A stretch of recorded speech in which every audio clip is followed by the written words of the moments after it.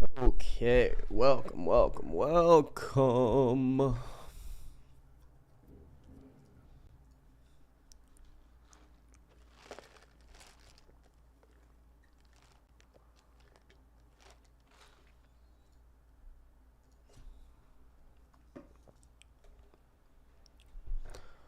Bum bum bum bum bum. Why should we before start? It's your time. Before starting, Okay, go on. Discuss the topic. discuss the topic. What do you want to talk about? So I am here to talk about the differences between Islamic slavery and slavery as recorded in scriptures. Theologically, the Bible rejects slavery, Okay. and therefore those who read the Bible The Old, could the Old Testament and New Testament, yeah? both Okay. reject slavery. Okay, and that's gonna therefore be quite easy then. Those who read the Bible All could right. No problem. very I strongly understand the topic. reject the Bible. I understand the topic. Reject slavery. I understand But the in topic. contrast, in regards to Islam, Right, can we get your time started then? Because we understand the topic. what's the topic? The topic is slavery, right? And the biblical / Quranic view of it, right? Yeah. All right, get started. Quranic view. 4 minutes, get Do started. you agree with Islamic slavery? No, I'm happy with the topic, yes. But do you agree? No, give him 4 minutes. No, don't ask me questions. You want to start? You got your 4 Do you- minutes start. do you- No, do- don't ask me questions. No. No, The no. topic- The topic is fine. What is the topic? The topic is slavery in the Bible and the Quran. That's not a topic. Proposition. Yes, it is a What is topic. the proposition? That's what you said. I'm happy with The it. proposition. Are you happy with that? The proposition. Yeah. Islam Yeah. continues to have slavery. Okay, no problem. Underpinning its Fine. theology. Okay, I disagree with it. If you're talking about Good. human to human slavery, not God to human, right? Is that what you mean? Human to human slavery. Fine, no problem. I'm against that proposition. Okay, good. So All right, that's what we're talking about. And also we're talking about the Bible, right? Yeah, you No problem. 4 minutes. Go ahead, please. Do you want to go first? No, you go first, sir. You want to start now? No, one second. 4 minutes, okay, 4 minutes. Right now. Can you buy me a bit? No, wait. Brother, you buy it I was yourself. going to look away. Okay, let's Start now, yeah? Let's focus on the big topics and then we'll talk about these things later. All right. Go ahead. 4 minutes now. Go ahead. Okay, Islam approves of Islamic slavery, and therefore even until today, there is no theological basis to reject slavery according to Islam. Why does Islam propagate slavery? Point number one, Muhammad himself and the wider religion has a derogatory view on a few different people groups. Number one, black people. Number two, unbelievers. And especially women. A very derogatory view. And this resulted in harsh dealing by people, including Muhammad himself, of slaves. Harsh punishments, harsh dealing with slaves. Slaves were tortured, sex torture for female slaves. Slaves had no rights, and slaves had perpetual slavery, no legal rights, no civil rights. They were treated as merchandise and so on. According to Islam, there was no intention to manumit, i.e. to abolish slavery. Muhammad himself allowed Islamic slavery to be propagated until perpetuity. So Islam is a very bad model for today, because according to Islam, Islamic slavery is still a valid model to be practiced and will be practiced even till the end of times. In contrast, when we come to the Bible considers every human being to be similar. When we compare the Bible, Jesus Christ, with Muhammad, we see someone who is well fitting into the 21st century model, where we hate racism, where we hate slavery. So Jesus Christ is the only person that needs to be followed in terms of our modern views of slavery, abolishing of slavery, and our modern views on the fact of human beings being similar. Muhammad is not a good example for people of today, and therefore Muhammad ought to be rejected. So in particular, I'd like to ask the question to Muhammad, who is here. Muhammad, the so-called Islamic prophet, approves of having sex with captive women at will by Muslims. Do you think that's a very good model for today to practice? When Muslims go to capture non-Muslims, do you think Muslims should have the ability and the permission from Muhammad and the Islamic Allah to have sex with captive women at all times, anytime they want to? And do you agree with that principle? Do you think that upholds human values properly? 30 seconds. Okay, go on. Okay. You got 30 seconds. You got 30 seconds. No, He's that's very fine. Go on. confident. He's very confident. Thank you for joining the Sunday sparring sessions with subpar opponents like this man here, who clearly is not articulate enough and What the hell? hasn't used enough evidences from the Quran or Sunnah. In fact, if I recall, he hasn't used any evidence at all. Welcome to the chat. Let me drop the Discord link if anyone wants to join. We're eventually, you know, when we kind of get a critical mass here, we will sort of be going some Holy Week topics. Like I kind of want to look into how were ancient Romans crucified. What do we know? What's interesting theologically about Jesus's entrance into Jerusalem on Palm Sunday? A few different things, but for right now, just watching some Muhammad hijab embarrass himself content, but okay.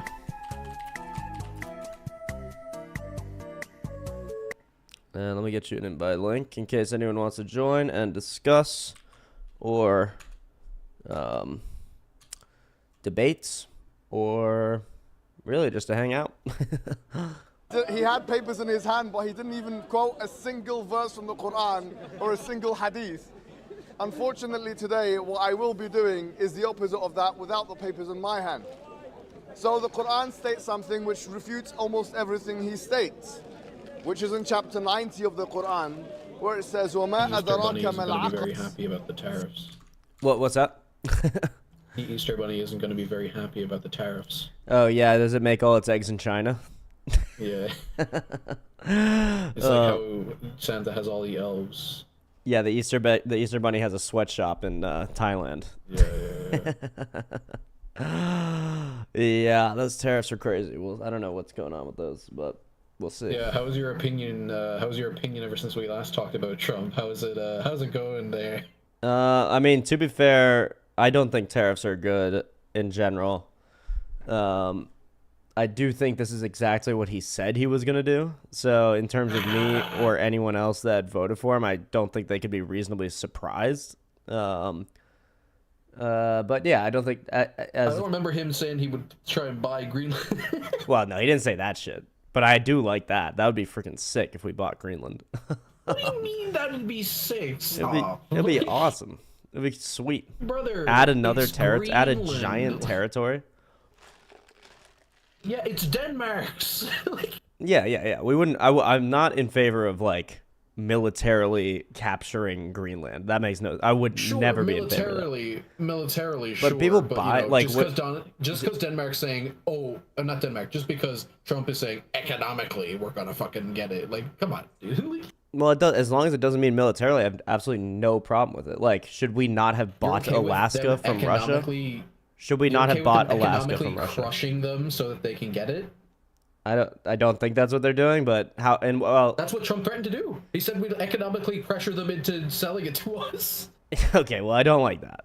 I don't like that. I Yeah, did like, see that's that. fucked up. I was like, I what the did fuck? see what the Greenlanders do in general want. They'd prefer to be a part of America than Denmark, and I don't see why you wouldn't want that. But I don't know what source you're using for that, because the last thing I saw was them saying they could fuck off. yeah. Let's see. Well, of course, the people that are in power might say that, but so let's look it up. No, What- I'm talking about like the people of Greenland were just like, he can go fuck himself.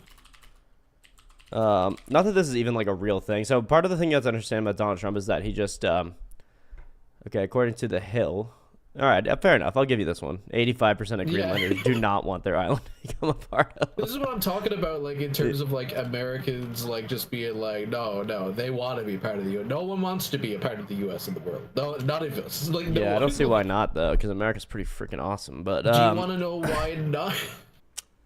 yeah, why not? Because Explain to us why because you would not every- want to be an American rather So I than. personally have great healthcare, Yeah. and that's one reason. Okay. Two, y'all are kind of just pompous and ignorant when you come to other places. Like, Yeah, that is I'm the not saying that is the you- classic European thing where it's like Americans are such dicks about other countries. Meanwhile, every other country just shits on America. I agree. We do have very sort of ignorant tourists, and it's because there's a major difference between America and like European countries, which is like you guys I'll put can you like this, literally it's like drive talking- 15 minutes into 25 different countries. We can't do You're- that. We have you're right, Canada, you're which right. is exactly like us, and Mexico, and most people are pretty knowledgeable about Spanish in America. Surprisingly, not most, but a lot of people especially are. down the south. Yeah. Yeah. Like, but I will say this: it's not just that; it's the pride, the like undeserved pride that you come into Europe with. It's like, it's In what sense? and when the other- when do like- Americans? What do Americans do that is so prideful when they come into England? They like they take Oh, pictures of okay, the. well, I'm Have not you ever English, seen a so I don't British know, but- tourist? I mean, I know you're Irish, so you probably hate British tourists anyway. But British Oh, tourists dude, are the fuck worst British in the tourists. world. They're the literal worst in the world, worse than Americans. especially to Spanish. No, I agree. I agree. And with it's you, usually like- Brits that I have this conversation with, so that's why I go to that originally. But it's not like Americans are uniquely bad tourists. Also, Oh like, no, dude, they are uniquely bad tourists. Like, and I'll explain the pride point, right? Okay. Every single American tourist that I see is one of two things, right? The tourists are usually just coming to the country and being like, "Oh yeah, I'm American. It's so great to be American. I love being American. You all should like come to America." And like, no one wants to go. No single person wants to go, but they will not shut up about America. have I you don't ever care met about someone from a America. non-English speaking country? They love America. They all want to go there. What are you Have talking about? you? Yes, even in fucking Germany. I lived in rural, not really rural, but outside of Leipzig in Germany. Everyone was like, America, America, I want to go there so bad. All my neighbors, they don't speak any English. They're behind the Iron Curtain. They They wanna stay in love America. America. What's that? They want to go and live in America. They at least want to go visit. And yeah, even the family I stayed with, Oh they're yeah, I mean, I want to go visit, but I don't want to be like, I want to stay there. Like, I want to visit a lot of places. I don't want to stay there. Like, Right. I want to visit Germany in particular. Like, yeah, no, I mean, I don't think any like rural Chinese people want to like live in America, but I think when I you don't think any rural Chinese people want to live anywhere. well, they other probably than don't even China. want to. They probably don't even know about America. Yeah. But Well, I don't know about America, but I don't think they want to go anywhere else. But but no, dude, like it's the pride. Like I told you about that story that I met this like and so many of y'all are sick, right? Like this. So I'll finish my other point where it's Yeah. if you want to live someplace else or you're living someplace else, it's Yeah. always like, nah, I hate America, dude. I don't want to be America. Like y'all are correct, and it's like it's depressing and also annoying. It's like both on both sides of the coin. It's like one or the other, right? Obviously, there's the gray area of like just you're a dude and you never talk about it. Like Canada does that. It got like I've met a bunch of Canadians, dude. Mhm. I never hear anything about Canada. Yeah, well, And we just exactly. And talk. that to me that's a problem. I'd prefer to at least have some pride about my own country than like the average Canadian who hates it or the average Brit who Dude, hates I'm okay with you talking about like Canada. I'm okay with you talking about England. I'm just not okay with every 5 seconds that I'm talking to you being like, yeah, in America we have this great thing, and America has this great thing. I'm like, okay, cool, but except we disagree. They don't have those great things, and we also don't care. Like, it. Yeah, it's right. every right. 5 seconds. I hate hearing about it. There is just I there's will just something say- like I don't know. You just feel like you're living in. So this is how I always see. I always I see might also Europe have a as bias like my. because I'm Irish, and every American person is always like, "Oh, my great Right. grandparent was half Irish, and their dog was actually Irish." Like, it's like, okay, Yeah, well, whatever, and I I don't also care. I'm equally as critical of those people as probably you are. When I meet those people, I'm like, no, you're not. I You're feel like American. those are different. You I feel are like that's a American. separate issue. It's from the what we're talking Italians do about, the same like- thing. Like, yeah, I'm Italian. My family's lived in New Jersey Oh, for dude, 9 yeah, no, I generations. absolutely agree. Gabagool. Yeah, yeah, they do that shit too. Yeah. No one talks about that. How they do that shit, like the Italian Americans do that shit. It's like, No, they okay, love can to you do speak that shit. Can you speak Italian? Like, shut up. They like they speak like anti-Italian usually, like, but They speak in reverse. yeah, literally like pig Latin Italian. But yeah. So the way that I see, like, the reason I think America comes off as like boastful or prideful or something like that is like we are a young, virile country that runs the entire world militarily. So I'm not saying I support the military things that we do. Like I certainly don't support like invading Iraq or Afghanistan or something like that. But yeah, no, I can agree with you. Like you have the strongest military on the planet, sure, fine, whatever. so the country itself has like a character. I think each country, each like region has a specific But how character. do you view that character? Like, because we view America as America. We don't view America as like its parts. Like, we don't view Chicago as its own thing. Like, Right. America So is yeah, a country to I us. obviously have my view of the different parts. I've lived in a lot of different parts. I've lived in the southeast, the northeast, and now on the west coast. I haven't lived in the middle part, but I've driven through it a lot. But so I have my view Like, how about do its you own view parts. America? But like, if you made each country a guy, America would be the like 32-year-old, suave. Like, 30 don't say suave. anything with I don't know, suave. not suave. I wouldn't say suave. Sort of like gruff, but like hardworking, I think. No, but, dude, that's not at all. what Well, y'all compared are. to Europe, I mean, maybe they're not as hardworking as like, I don't know, someone like I a think China's earned that, hunter-gatherer. personally. Yes, China probably is the most hard. They're like the sort of like diligent, like sort of head down, like just get to it, make no noise, make no complaints, like that kind of hardworking. America's kind of like, it's like a cowboy. It Japan really might is. also It's be like the Japan gruff. might also be a little bit like that. Yeah, Japan would be like that. Yeah. I feel like they're their like more racist cousin. Yeah, exactly. But you know what Europe would be, unfortunately, and I'm not saying every country. I don't want to generalize all of Europe, but Europe it I would feel be. like you can't really do Europe. I feel like all of us would be related in this like hypothetical. But You like, would I don't all think be. you can Have do you ever Europe. seen Charlie and the Chocolate Factory? Sure. You know the four old aunts and uncles that sleep in the same bed together? That's Europe. I don't know. Like here, Do you like, see here's what the I thing, mean? is Though, that, do you like, sure, feel yeah, as if Europe is like- past its prime in a certain sense? I'm not saying it can't come back. I'm not saying it can't revitalize and all this See, stuff. it's weird because you view it as Europe, and I can't view it as Europe. Well, because okay, we're then so take it different. as We're not France, united, Germany, England. You can even separate Well, Ireland. France You was don't have to always include shit. Ireland France in was this. always. I mean, I can include Ireland. I don't know. Ireland is the disappointed granddad. Yes, yes. Ireland is the disappointed. Yeah. All of you are assholes, and Yeah. I'm so disappointed. Like the fact that we have more in common with with South Africa than we do the rest of you is fun. Right. Like, Right. Yeah. like or like the indigenous people of America. Like, Yep. Like, when I it's- say Europe, I can't generalize all of Europe, obviously, but I'm thinking Italy, France, Germany, UK, basically, in the most well, so rough. okay, if I was to view it And like Spain. a Throw school Spain in type there. thing, Throw Spain in there. throw Spain in there. If I was to view it like a school thing, I view Europe as like the skinny, like unimposing class president. That's how I Well, view it, right? yeah, and I fair view enough. America as the bodyguard bully that's starting to not like the class president. right, That's how I view it. as the actually popular kid. No, not the popular kid, the fucking bully that has a lot Yeah, of shit, yeah. and there's no alternative. Yeah. Other than China, the guy in the corner who knows Right. how to get The school fucking shooter in the corner. everything. The school shooter in the corner. Hold on. No, you can't say that shit as America. Like, you can't say, well, they're the yeah. school shooter. Like, Well, yeah, we are the greatest exporters of school shooters, if that's what you want to say. But greatest export of school shooters and guns and the biggest military. Like, come on. But there's again, no way it's to like- avoid that that person is in this. Like, yeah, obviously I think I don't even need to say what my stance on school shooters are. It's like I'm as anti I as don't you could think we do. possibly We're all be. humans, But like, yeah, but guns though, I am in support of. are you against drag queen shows by any chance? No, I've been to For multiple. kids. They're fun.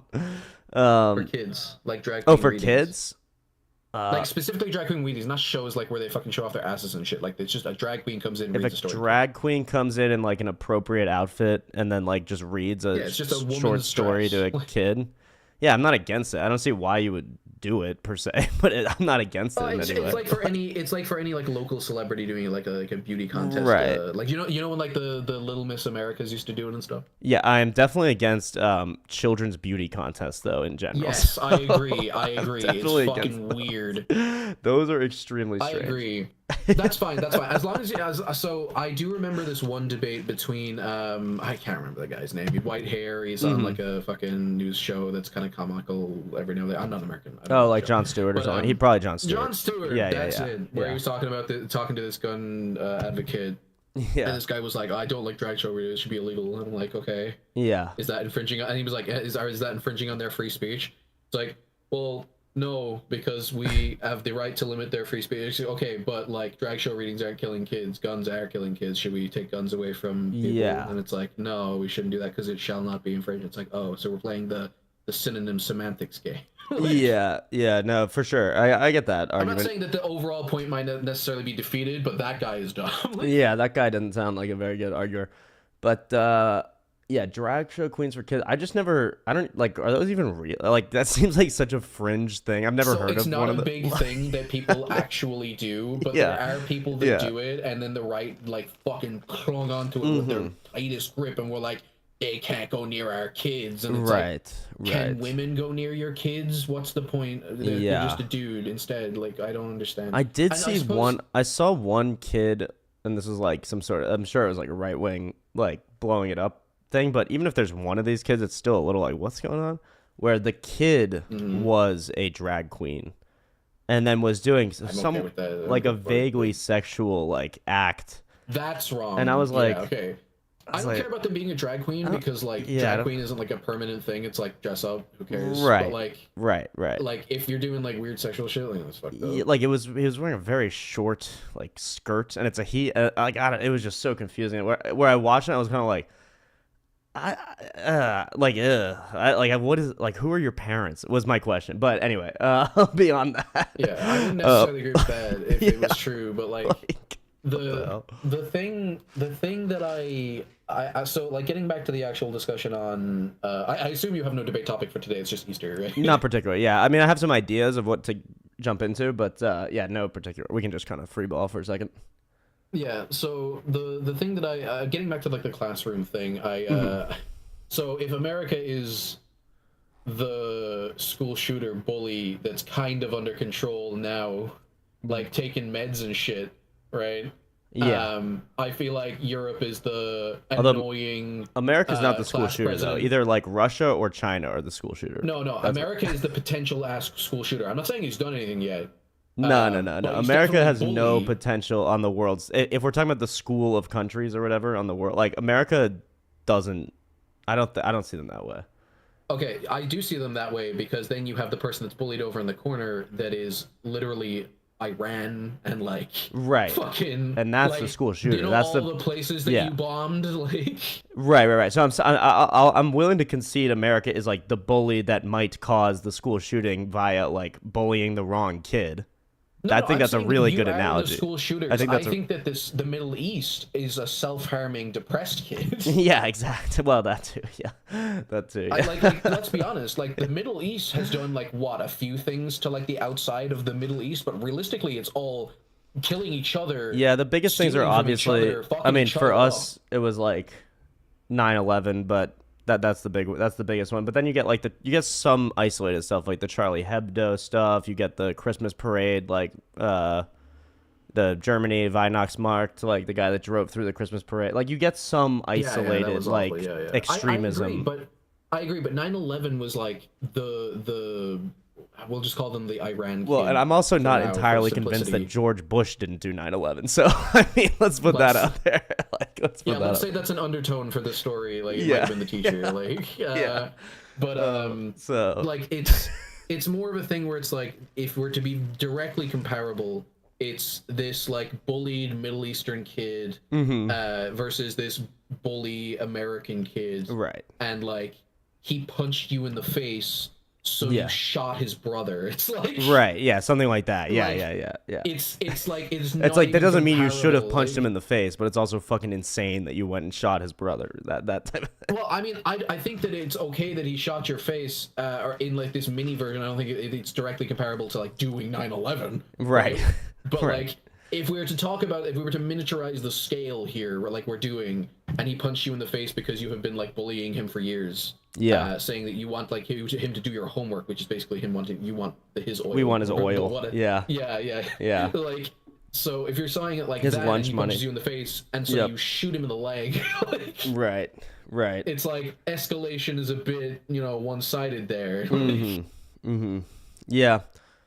No, it's true. I mean, Like, because how many people died in 9/11? I don't recall. it's Again, about. I'm It's not- either. I think it's almost 3,000. It's like 2,900 or something like that. And how many died after the fact in the Middle East from America? I mean, probably hundreds of thousands. Tens of Yeah, I don't thousands, know like- exactly how many, but a lot. Let's even just A say lot. tens, not even hundreds, like tens of thousands. Like, it's such a dramatic upscale. Like, Yeah, I mean, I am okay with that in terms of if that were actually about what I don't know if you we should were say I'm told it was okay about, with which it, was like- eliminating weapons of mass destruction. It's like, yeah, if they're gonna take out one tower or whatever, two towers, and they have the capability of taking out a whole city, and they want to take out a whole city, we do what we have to do to get those. But it turns out there never were weapons of mass destruction. There's been no evidence that there ever were. So that's what makes it bad. That's what makes it illegal, immoral for me. yeah, I mean, if we want to make a comparison again, it's literally just they said I have a gun, then they didn't have a gun, and America took out a gun. Like, Right. And it's not even clear if they said they had the gun. yeah, they just reached into their pocket. Yeah, they like reach in their pocket and that, or like, if we're to believe the Dick Cheney biopic, Dick Cheney just made it up out of thin air because he wanted the oil or whatever, just completely Yeah, made if it up. America had like a mental break for a minute and just said you have a gun in your pocket, and Iran was like, Yeah, what? so I certainly don't. That's why I'm willing to concede America as the classroom bully because we've and been doing potential that. school shooter. Like, No, but that's just not accurate, like to the classroom analogy. who else could do it? Who else could do it? Like, okay, Well, because I'm the willing to say, bully let's is not the discuss school Russia. shooter. The bully creates the school shooter. The bully is not the school shooter. You know what I mean? It is not true that okay. So I know you're thinking like stereotypes and shit, but Yeah. like it is not true that the bully is never the school shooter. Like, Really?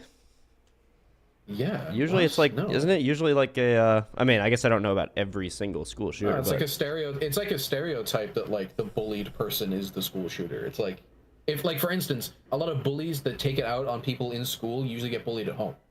And so like Yes. Yeah, they no, that just makes take sense. it to the next step. No, that's true. They just shoot up the school. Like Yeah, that's fair.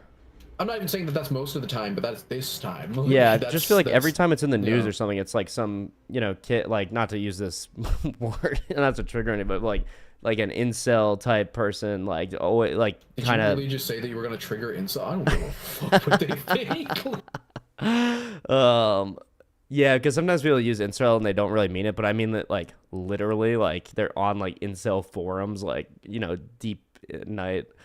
Yeah, but incels are generally adult men, and they get to choose what they do with their lives and get to decide how their lives go. So that's on them. That's true. Actually, there's a TV show that I just watched on Netflix, and I guess it was set in like northern England or something like that. But it was The only people who are genuinely incels that like aren't like pathetic are like people with like actual like physical disabilities that cannot have sex. right. Yeah. Like they're True. literally, True. they literally can't do it. Like it's Yeah. not their fault. And then no one would call you them an being incel. you being a voluntary incel because you don't want to change your body or you don't want to change your attitude towards women or Yeah. men is your fault. Right, Nobody right. else's. Or like if you were an incel because of environmental factors, like there's an island and you're the only person on it. right? Yeah. Yeah. There's a lot of ways you could technically be one. Yeah, I don't have any sympathy for people who are just like, unless it's like severe mental illness. Like I don't have any sympathy. Yeah, I don't really either. Yeah, I I'm really usually don't, the because it's most like sympathetic one in it's this like chat, just and I just don't. get good, I guess. Like I don't, it's like, or it's like, oh, women don't like me. It's like, welcome to the club, buddy. Women don't like men, dude. Like I hate to tell you. Yeah, welcome to the club. That's the whole game. And so if you're gonna go this like extremism crazy route of like either hurting people or just like developing Or insane hurting radical yourself because ideas, you feel like you're deserved of women. Like, then that makes no sense. So yeah, you're right. I also have no real sympathy for those people. yeah, and like even in your case, dude, like it's not for the thing of women, but like you believe God is real, right? And you Yes. made like actual changes in your life to be able to like find him. Yeah. Right? Yeah, And yeah, so yeah. like that's the same thing. Like if you really want women or to impress women or to get with women, it's not the best cause to do that, but like better your life, dude. Yeah, no, absolutely. Yeah, that affects some change. Yeah, and especially if you believe in God, you can't be an incel because, well, not in the way that you hate women, because they're made in the image of God. They are valuable. They have an equal worth to you. So there's absolutely no point. And also, the mother of God is a woman. So there you go. Yeah. Also, your mother There's a is lot of woman. good reasons you should not be an incel if you believe in God. Oh, also, real fun thing that I quote that I found the other day that I think you'll like is the only way to unite humanity is space racism. Space racism. That's what I If heard. we Weren't find we were talking aliens- about that the other day, weren't we? Yeah, if we find aliens, it's over, dude. Humanity is just going to unite, and we're all just going to unilaterally hate one thing. Like, Oh, totally, totally. Yeah, I think that will It's end over Earth immediately. racism Words to and have actions. a taste of space racism. Although I think yeah, we what should. if God is just like, they're not going to stop hating each other? Throw down the Glocksons. Yeah, the Glocksons. Yeah, It's okay, they don't have souls. Like, yeah. I hope we can find some aliens and stuff like that. I think it'd be interesting. Doing cross-cultural analysis on aliens would do a lot towards explaining the God. I think that would explain a lot about God. If Can there you imagine were, you find out that they have they have a view of Jesus? Like, it's like, well, oh, yeah, Jesus come to literally. you Well, yet? and what if they just looked like humans? You'd be like, wait a second. It's instead of I'm Spartacus, it's like I'm made in the image of God. No, Yeah, I'm made yeah, in the I'm image in the of image God. of God. I'm in the image of God. Yeah, You all and look different. We all look the same. yeah, which is not to harp on this book all the time, but that was the idea in that C.S. Lewis space trilogy, where it's like the planet that was ancient. There were rational creatures that looked like all sorts of different stuff, like big and short and fat and wide and hairy and not hairy and all this stuff. And then on the new planet Venus, the way that that rational beings are created is in the image of God because it's after Jesus. So like now that we know what God looks like, that's how the angels who govern the earth create rational creatures, which is an interesting concept. So on that note, a little bit, not so much. I haven't seen this. I don't know what this is going to be, but I trust Bishop Robert Barron is always very interesting thinker, speaker, and I'm curious about what he has to say about Palm Sunday. Your dude, Rationality Rules, is that the guy that you showed me the other day? I can't remember. I'm not sure I know Or rationality Inspiring rules. Philosophy, is that it? Oh, inspiring philosophy. Yeah. I like Dude, him. apparently he's like a pseudo-intellectual grifter, dude. Why? Okay. I did some research on him. Apparently, according to him. I did some research on him, dude, and apparently Okay. he like grifted on the whole like quantum god shit for like about 5 years until he did a debate and never fucking used it again. He debated like an actual like he met a physicist. But how do you know it's and, grifting like, and not years just later- being wrong?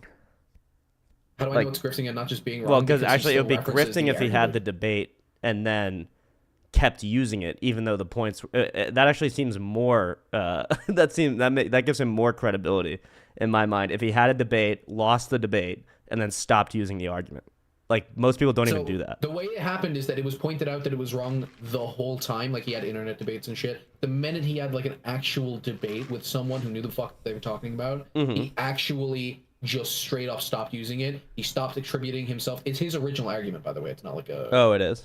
argument. Yeah. He made it. But that makes perfect sense. Like that would be how a person with I'm not saying it's impossible that he like suddenly realized by this debate that he's like, oh, I'm actually wrong. Let me just move on. But he never mentioned it again. He never made an ability. He never made like a video that was like, oh, I was wrong. He never said Okay. any of that. He never admitted Yeah, it was yeah, wrong. yeah. He literally just tried to sweep it under the rug like it never happened. Yeah, that's fair. I mean, there's and look up definitely would have been quantum- look up better quantum. to probably make a video like, oh, I was wrong about this. This is where I stand on it now. I shouldn't have made that argument. Usually, arguments from science are always bad arguments. Well, I mean, they're definitionally bad arguments because they can't be proven, which is weird. Just use science at that point. Exactly. Well, because then I don't know why you're using you logic. start using either God of the gaps by accident or what was the like relative? What was it like basic? It's what like should I look quantum up? god. Okay, quantum God. Because I used to try to. I was just like, well, quantum physics says that like mind is immaterial. Like mind the is this quantum and god. There it is. that. It's the first. Well, playlist. this is There's a like 12 this is a videos, but, like, playlist. Oh. Or maybe not. yeah, I mean, dude. I I'll see. be honest. Like, they're all just kind of like they're like God is energy. Like God is emergent from like quanta. It's Right. like, that makes no fucking sense. Like. You don't even know how to use these words. Right. Well, anyone that says they understand quantum physics apparently doesn't, and that's according to quantum physicists, not me. So. Well, I mean, it's a popular quote of a quantum physicist, but like we do understand like aspects of quantum mechanics, like just not like the forefront of the field, like in the same way of any forefront of any field. Yeah, but I mean, I think I don't think it's the same way as any forefront in any field, because quantum physics is like. Well, it's very similar to string theory, like in the forefront of string theory. Right. Yeah. String theory. I mean, all the string theory is a quantum field, right? Or a quantum theory. No, right? no, it's they're not really comparable. They were once, and now they're not. It's hard to explain. Oh wait, Aaron Raw still doesn't understand. Oh, that's fun. I'd love to see his opinion on Aaron Raw. On Aaron Raw. Oh, wait, where's that? Oh, Aaron Raw still doesn't get pistis. That could be interesting, actually. I find Aaron Raw very funny. I like Aaron Raw. I find him funny, but a little bit like grating. Like he's so. I feel he's very. You talk about pride. He's so prideful. I think he talks about it as if he is very prideful, but like I feel like if you had like a drink with him, he would be just more mellow. He doesn't know fuck all. Like, right. Yeah, but when he's like in debate mode, he's like this. He's just like, your God isn't real, and you shouldn't believe it because you're idiots. And I'm like, oh. And he's an atheist that is like, I'm a Satanist, but that just means atheism. Is that right? No. So the official position of Aaron Raw, which I've learned, I wasn't a very big Aaron Raw head. I was more of a Matt Dillahunty type person, which is funny because apparently people like Aaron Raw more than Matt Dillahunty, and I was like, that never made sense to me. Yeah. But the thing is that he was a Christian. Then he wasn't a Christian and became kind of like a new age, like hippy dippy, like fucking a guy whose name is Aaron Raw. It's it became like hippy dippy kind of like Satanism type shit. Right. I'm not sure specifically of what he believed in. Yeah. But then he basically was just like, oh, never mind. There's no evidence for any of this shit. Like. Right. Okay. So he doesn't. Because I'm always curious about when people are atheists, but then they like claim the title of Satanist, and there's a great Norm Macdonald bit about it, but it's like, well, because Satanist doesn't mean that you believe in a god. Yeah, that's what they say. But then like, why invoke a god or a deity or whatever you're not. Right. I mean, it just seems like the wrong tactic. Norm Macdonald's bit is like, I don't think any religion I don't think you can prove any religion to be particularly wrong, but one religion you can is Satanism. It's the only one that's got like a more powerful guy. Yeah. I mean, it's Luciferianism that he's talking about. Satanism is just like a symbolistic thing, much like how Buddhism is atheistic. Like there is no god in Buddhism. Yeah, I would argue that Buddhism is not atheistic, but. Well, it is, because atheism is just a lack of belief in a god, and Buddhism has no god in it. Yeah, but then it's like, well, how do you define the Buddha nature then? Because they definitely believe in that. It's just a state of mortality. It's not like a transcendent being.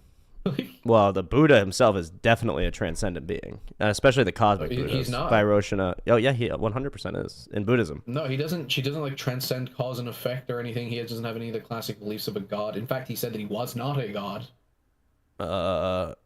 Like, this is art. So you're saying a guy that can hold the entire universe in the palm of his hand is not a god?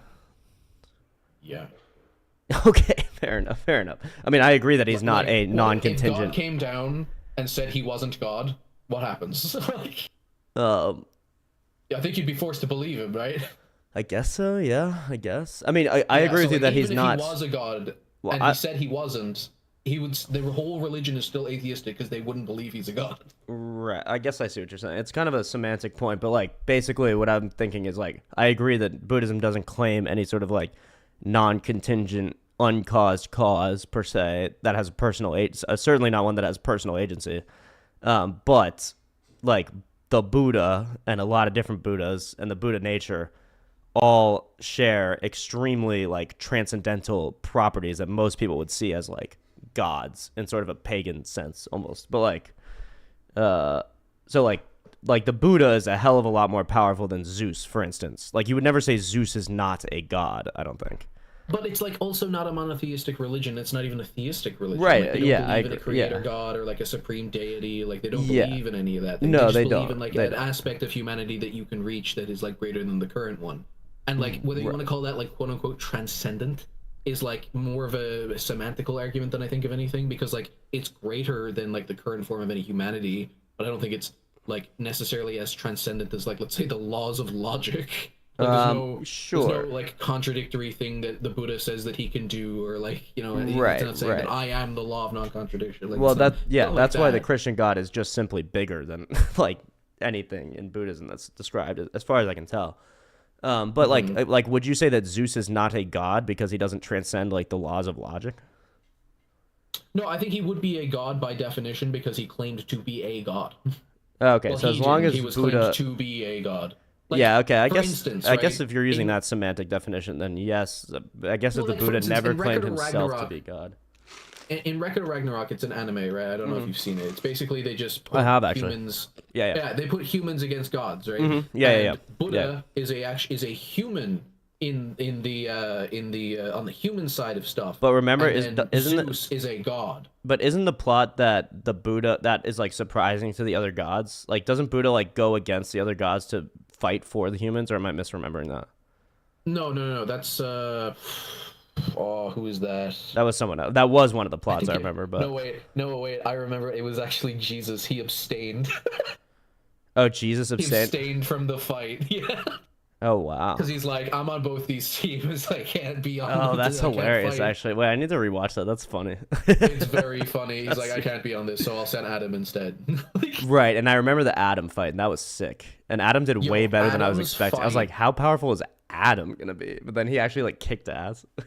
Yo, Adam's fight was so beautiful because he literally went down and he was like, why the fuck would he fight for any of us? And he goes, who would not fight for all of their children? And I'm yeah, like, yeah. "Oh No, my that was God." badass. That was badass. Yeah. Wait. Dude, that was the best shit I've ever seen. And then, like, at the end, he cries because he couldn't protect his kids. And I'm like, that's fucked. Yeah. Also, him fighting Zeus is very funny because he absolutely has a fucking beef with people who look like Zeus. Oh yeah. Right.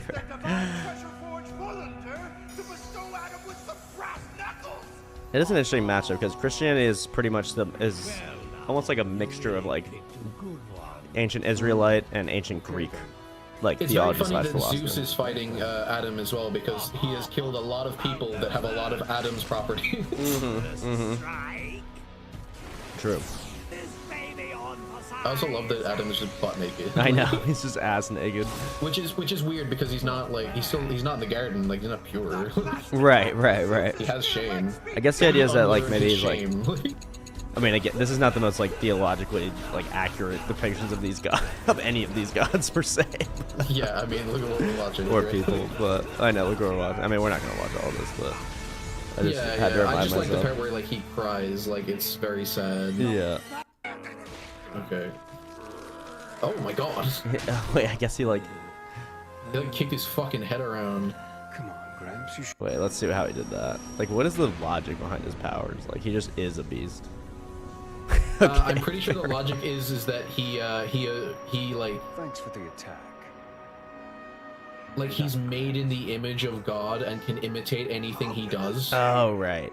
I think that's his whole thing. Like he imitates and makes better anything he does. Right. That's it. Yeah, that's a classic Also, anime his title trope. is the First of Men. Mm-hmm. That's a fucking insane like title. The first of men. Yeah, it's kind of funny that there's like Adam and then all these other gods, but like already that like rules out the other gods that there is a real Adam. Like, you know what I mean?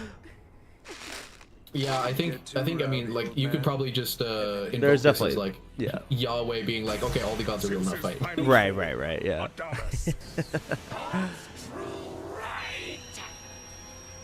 Yeah, like he tries to mimic him. It's fun. Yeah. Very fun. All right, what's the well, I think that's the same one you just clicked on, is it? Oh, no, it's not. yeah, it's just Adam's reason to fight. Come on, Gramps. Oh, You shouldn't yeah, push this is- yourself this hard. I understand now. Oh my god, his English dub voice is great. Yeah, it's pretty good. Talk wasn't just for show. I'm getting a better idea of what's beneath the leaf. But there's still one thing that What's beneath the leaf? That is funny, actually. They say no one hates us more than you do. When I look at you, I don't see even a single ounce of resentment. So if you'd be so kind to indulge me. Yo, pause real quick. It'd be so fucked if he said, I don't hate you because you're not God. That would be sick. That would be the right answer. That would actually be the straight up right answer. Alright, but it'd be so fucking, so fucking cool. Yeah. To go toe to toe against the gods. I hate God and you're no God. Yeah, you're just not God. Everybody's always asking That's what I would say. question, and it seems now you are too. Is it hatred or revenge? Why does it matter? That's irrelevant. Is there any man alive who needs a reason? To protect his very own children. Hell yeah. Beast mode. Yeah, dude. The music. Oh, there's Eve. Oh, and these are like There's Cain and Abel. Just like hanging. Would immediately not like each other. Yeah. No hard feelings, bro. I know I murdered you. But... I love how, yeah, every human in all of history immediately is felt a watching. shiver. Yeah. And for the first time in history, the entire human race united as one. They Nah. prayed for humanity. They prayed Didn't Adam win this or no? I don't He remember. lost. He lost. It appears that mankind has spontaneously achieved consensus. Feels like it should have been me fighting out there. Yeah. Okay, we get. Look at this. I mean, what the fuck? The Aphrodite, yeah. fucking The stupid. Aphrodite, the statue's holding her tits. Fucking Whatever. stupid. Okay, let's watch this. I'm curious about this. I debated a Christian apologist over whether Christianity was dangerous. If you didn't see that debate, the summary is that I showed numerous examples of how Christian clergy, politics, philosophy, and doctrine were all individually dangerous, even in tiny doses. But contrary to my opponent's objection, I wasn't arguing that Christians were dangerous. I argued that Christianity was dangerous, as all religions are. I'm going to stop you right there. Because if you're going to say we were arguing Christianity is dangerous, then you need to follow the logical formula provided. You cannot just commit an association fallacy. Whoa, what's this formula? Okay, Bible verse says X interprets X to mean Y. Most Christians must also interpret X to mean Y. Y causes dangerous effects. Okay. Except that didn't Aaron Raw literally just say that Christians aren't the reason for the cause? He just said that. He just said, I'm not saying Christianity is dangerous. No, he said, I'm not saying Christians are dangerous. I'm saying Christians. Right, so Aaron Raw is then going to have to defend that the religion itself. So Bible verse says X. He's going to have to say the interpretation of X is this, and that most Christians will interpret it this way. And that's what would make Christianity dangerous. Well, no, so not necessarily, right? So, like, for instance, right, in the same way that a single change in the gene pool doesn't make a new species, I don't think that any individual Christian is evil. But I do think Christianity is a bad influence for all Christians. Like how change in species can happen, but no individual change will create a new species. Right, but so that's the claim that Aaron's making, but then you'd have to point to some, like, theological thing that makes that true. Like, what is bad about Christianity for all Christians? I agree he would have to, yeah, I'd agree that he'd have to make that point. I don't know if he has. But yeah. I think that what you said is not necessarily true. Okay. I guess I see what you're saying. I mean, I guess I see what you're saying. I don't see what's wrong with this chain of reasoning. In order to prove that Christianity is bad, then you'd have to actually go to Christianity and see what it's interpreted as, and furthermore, is that the common interpretation? Well, so first of all, he's specifying Christianity when he didn't say Christianity. He said religion, but he did say all religions, so it applies to Christianity. No, he said Christianity. He said You mean he said religion? I think he was. They did have a debate about Christianity, I think, but I'm pretty sure he said religion. I mean, in this video, he definitely said Christianity. Doses. But contrary to my opponent's objection, I wasn't arguing that Christians were dangerous. I argued that Christianity was. Yeah. I think we just recently I debated a Christian apologist over whether Christianity was dangerous. Yeah. If you didn't see that debate, the summary is that I showed this bad behavior. Oh fuck! But that is all you did. I mean, I know he's had other debates where he says religion, but but which is also even crazier. Whatever. No, but, I meant like right there. I think yeah, you no, said no, religion no. after- Yeah, I he did say was Christianity, though. He did confused say about where you Christianity. picked that up. But anyway, okay. We'll see what the logic is. Then you need to follow the logical formula provided. You cannot just commit an association fallacy, as you did in the debate, and think random examples of Christians being bad means Christianity caused this bad behavior. But that is all you did, and presented no empirical data Christianity actually caused this bad behavior. As I explained in psychology, this is called an attribution error. A little more is needed than finding associations and running wild. And that one is particularly dangerous because it prohibits free thought, makes one susceptible to deception by design, and because the doctrine itself is misleading and teaches dangerous things with detrimental effects. And where are the peer-reviewed studies that show this, Aaron? You didn't provide sufficient data to demonstrate this, which was my point and why I cited 3 pages worth of studies to show the opposite is demonstrable. The bibliography link is below, because you didn't take the papers I offered you. Even though we both know a friend of mine named Matthew Damn. walked over Roasted. to you after the debate and offered the papers to you, and you still didn't take them. All you did was present what you think Christianity causes, Right. and assume this was the case without sufficient empirical data.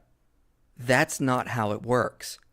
If you make the positive claim that Christianity Yeah, causes positive, right? something Yeah. harmful, That's why I never really got into Aaron Ra when I was like a 16-year-old like edgy atheist. Like he never really, he just said things, and like some of them were as intuitive as like Matt Dillahunty, but like Matt Yeah. never really makes those kind of like broad like religion is all evil like type Yeah. like broad statements, and like I'm sure you could back it up with some kind of peer-reviewed study, Yeah. but it like I think even in your worldview you would believe that all religion is actually bad to some degree, as Jesus did when he like flipped the fuck out about the church, right? Like there is at least a large sect, especially all the untrue religions are just bad. That's a good question. Well, because it's bad compared to what? Bad compared to not believing in To the anything? truth of Jesus, yeah. Yeah, I mean, every religion is bad compared to believing in the true religion, I suppose. But that doesn't mean that every religion is better to not be believed than to be believed. Wait, so you think that it's better to believe in Like- a false religion than be an atheist? Well, I don't know. I'm just open to empirical data about that. So, like, Because I think if we go to the 10 Commandments, like the first one is "Thou shalt have no other gods before me." Atheists definitely Yeah. don't have any other gods before the God. Like, well, they hold empiricism or something before God, I think. But but they're not gods. okay, fair. That's a bit of a semantic point, but because you worship everybody worships something, and by worship I mean holds at the highest point of their attention something. Like you can't not You mean like do that. you mean like hold at the highest point of their reasoning? Their reason. There's some belief or like limited set of beliefs from which the rest of the way you act and behave and think like flows Yeah, out I of. wouldn't call that worship. I feel like that throws away most of the examples of what the word means. But Okay, you don't have to call it worship then, but like so everybody holds at the pinnacle of their attention or something.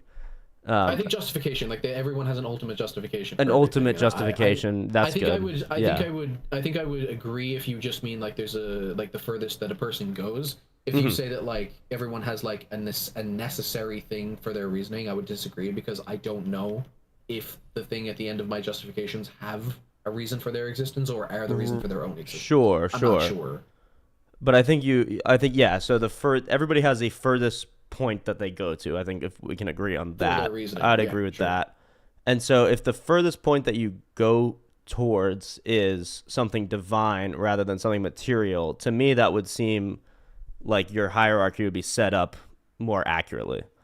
Right, but the divine thing is wrong. So like for instance, if I say if I leave, it's kind of like saying what's more right on a quiz. If I leave the answer blank, if I or don't answer do the a wrong question, answer, yeah. or if I say the wrong answer, and it's like both of them are equally And I think wrong. most teachers, I would say, would commend you more for at least trying to give an answer than leaving it blank. I think I would agree if we're talking about the work. Like if you showed a bit of work and still got the wrong answer, but I Yeah. think if you just put down a wrong answer, I think they're equally as bad.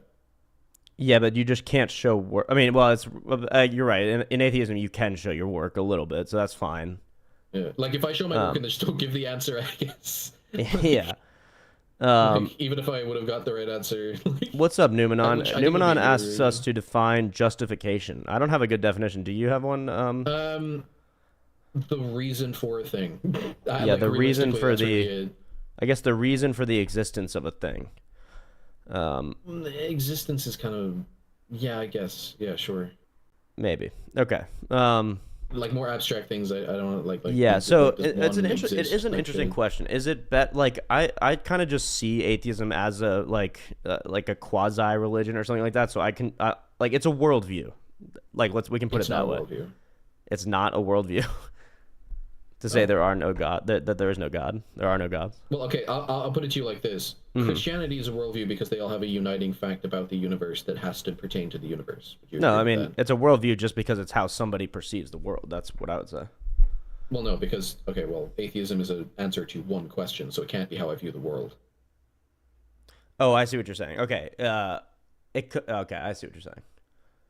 Yeah, like, Yeah, it's Jesus being the even- God of the universe Right. entails a lot more than just that. Considering the Bible is the word of like God and the Gospels are the word of the acts of Jesus, right? They're like it's an entailed doctrine. Atheism is just, do you believe in a God? No. There are atheists that can be Republicans, there are atheists that can be Democrats. Like, but that's the same with Christians. So they both comprise like a part of a worldview. Right, but one has a doctrine that can be looked at for those views. Atheism has no such thing. Well, There's no dogma in atheism. Yes. Yeah, Stephen or King. This is live, no playback, and there's it's so live. You can come and join the conversation if you'd like at that Discord link. I'm not sure how these chats work. Like if you can see every link that was posted before, so I'll repaste that. But so Numenon says, what do you guys mean when you talk about ultimate justification? For me, I mean, the thing, the foundation of all of the yeah, beliefs you have. the thing from which all existent things flow, and to me, that's God. The uncaused cause, the only thing that can be non-contingent. So to me, that the only thing that is like the laws of logic, and I don't know if I need to go further. Yeah, and so, right, laws of logic. So, and whatever those the other transcendentals that are entailed by that sort of. Yeah, like truth would be one because like all of the laws of logic would necessarily need to be true. Yeah, and then Numenon says atheism does limit your worldview options, but so does Christianity. I do agree. It does limit your worldview options, but so does being born in a country. And yeah, and your worldview options should be. I think like finding a consistent worldview is about like narrowing in on what's truer and what is true, and also to some degree pragmatic. But what is true? Right, but having a rule book is different from having a limitation about what I'm exposed to. Like it's literally saying that you need to do X, you need to believe X, et cetera, et cetera. Atheism is just me saying I don't believe in a God, and then sure, none of my following beliefs will include a God in their entailments, but that's it. In the same way that none of your beliefs include the fairy, like fairies you don't believe like in, Zeus right? or something I like wouldn't that. say Yeah. So I think, but you can acknowledge that both, components of the worldview or worldviews, Christianity and atheism, they limit your options to some extent. I think you're arguing that atheism limits them less. Like, for instance, as an atheist, you can't believe in any theistic worldview. I mean, that's just that's the definition. That is true, but I think it limits your worldview in the same way that any other disbelief in any claim limits them, and so it can't be a worldview, right? Like, for instance, Christianity, Buddhism, all these other religions, they limit your worldview more than just the non-acceptance of a thing. It's the acceptance of many things. Yeah, well, that is what I see as part of the value of religion, is that it narrows your worldview down. Like, it does start to limit things more so, as opposed to this, like, chaotic mesh of, like, well, maybe there is objective morals, or maybe there isn't, or maybe this or that. You know what I mean? I would agree. Yeah. I would agree if atheism was claiming to be a worldview and offer those things, but it isn't. It's literally just a lack of belief in a God. It's the answer to one question. Right. That's why it's not a worldview. Okay. I mean, but you don't see how it's a component of a worldview, and a pretty. It's definitely a component of a worldview because you have to have a worldview as a thinking agent. Because, for instance, like atheism a major component of the factor. worldview is how you believe the world came into existence, and so atheism is like Right, but instrumental atheism in doesn't that. have any entailment about that.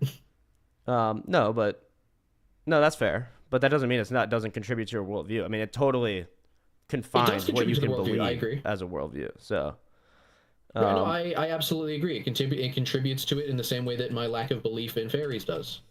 okay, yeah. But I wouldn't think you would say that the lack of belief in fairies is a worldview. I mean, yeah, that is a component of a worldview. Like, especially because it also means the lack of belief in like supernatural things in general. Would you agree with that? Right, but that's not what atheism is. Most atheists I've talked to do not believe in supernatural things. I agree that maybe that's not a necessary. They'd be component. an supernaturalist. Like, sure. Okay. Like you can have an atheist that believes in like supernatural claims. You know, whether or not they're consistent is a different case. It's also moving on. Is it this video? Can you look into Barry Stroud's critiques of transcendental arguments, specifically how he divides transcendental arguments into two categories? He divides them into ontological transcendental arguments and doxastic ones. Yeah, maybe ChatGPT can help us out. Good call. Okay, please give us Barry Stroud's atheism worldview critique of transcendental arguments.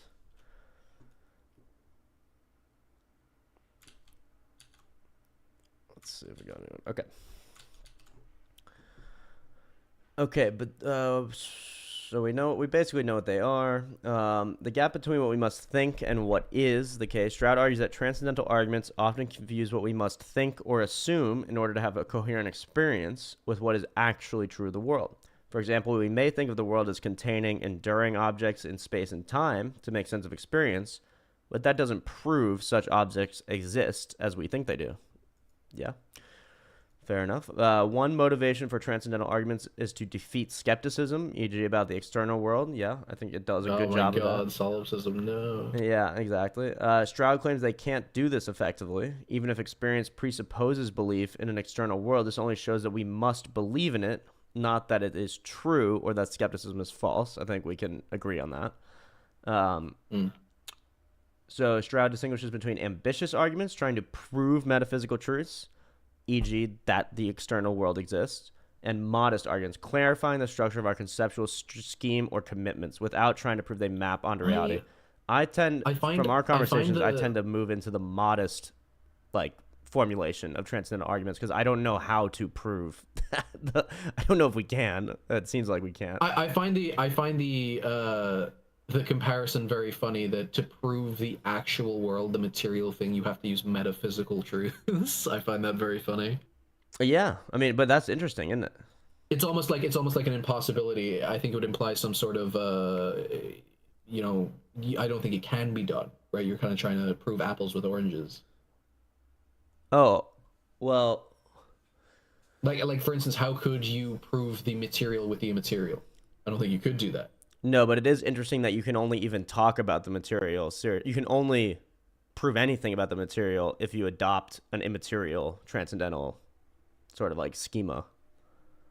I agree. No, I agree. I just think it's a very fun entailment of the topics. Oh, totally. Yeah, that's why I don't like when people say they don't believe in immaterial things. I don't think you say that. I'm not sure. Well, you can't. I used to say that until it's very fun to argue with someone and just watch them fall apart. It's the same thing that happened when me and you talked about possibility. And I was like, I just don't believe in possibility. You're like, I have no fucking clue how to talk to you. Like, yeah. Like it's very fun. It's like I only believe in material things, and then they're just like, well, how do you explain like pink elephant that I'm thinking about right now? And it's like it's in your brain. It's what you're experiencing. That's not true. And then they ask about the experience, and it's like, well, it's what your brain is going through right now. It's like, yeah, but that's not like I'm thinking of pink elephant. It's like, yeah, because you have a brain. And then they just can't fucking argue with you. It's great. Yeah, no, and in this vein, Numenon makes a good point. He personally thinks the modest ones are the stronger tag arguments. I agree, but they are basically rejected by mainstream academia. And now, if that's true that they are basically rejected, I would say the reason that is because academia can't make modest claims. That's not like its. What are the modest claims again? Function. Just like clarifying the structure of our conceptual scheme or commitments, like that is a philosophical enterprise, and I guess maybe philosophical academia can do that. But like, yeah, I was about to say, what academia are you talking about? Because I don't think that necessarily excludes this. Are you saying that like philosophers don't accept this in the terms of like, because we're talking about knowledge at this point, and like how we know things are true. So I think this is what, what's the study of knowledge in philosophy? Mhm. I can't think of it. Epistemology. Epistemology. There Yeah. you go. Yeah. I always think of Aristotle when I when I hear that, but I can never think of it. Oh yeah. I'm asking. So I thought that said Donald Trump. Donald Trump's transcendental argument. That would be a very funny one. The transcendentals are golf. What is the transcendental argument again? Like, how does it go in? How does it go in form? The transcendental argument. Yeah, like what's the first premise? Well, let me think. I only propose a modest one, so it's something like in the most basic form without getting too deep into it. Well, Numenon says we must believe X. This is exactly right. Yeah, we must assume belief X to be rational in order to hold belief Y. That's the most basic, starting point. Yeah, like you have to hold that the laws of logic are true. Yeah, and then the J. Dyer, the stronger, whatever it's called, Y exists. Plug in something that you cannot deny without contradiction, and X is the metaphysical precondition for that Y. So that's much harder to prove. That we know. Oh, okay. Y is the transcendental. Yeah. So then Y exists would be like laws of logic, transcendentals, all the things we talked about, and then X is use modus ponens. Yeah, if possibly P, then necessarily Q. Actual P, therefore actual Q. Mm-hmm. Or sorry, necessary Q. Right.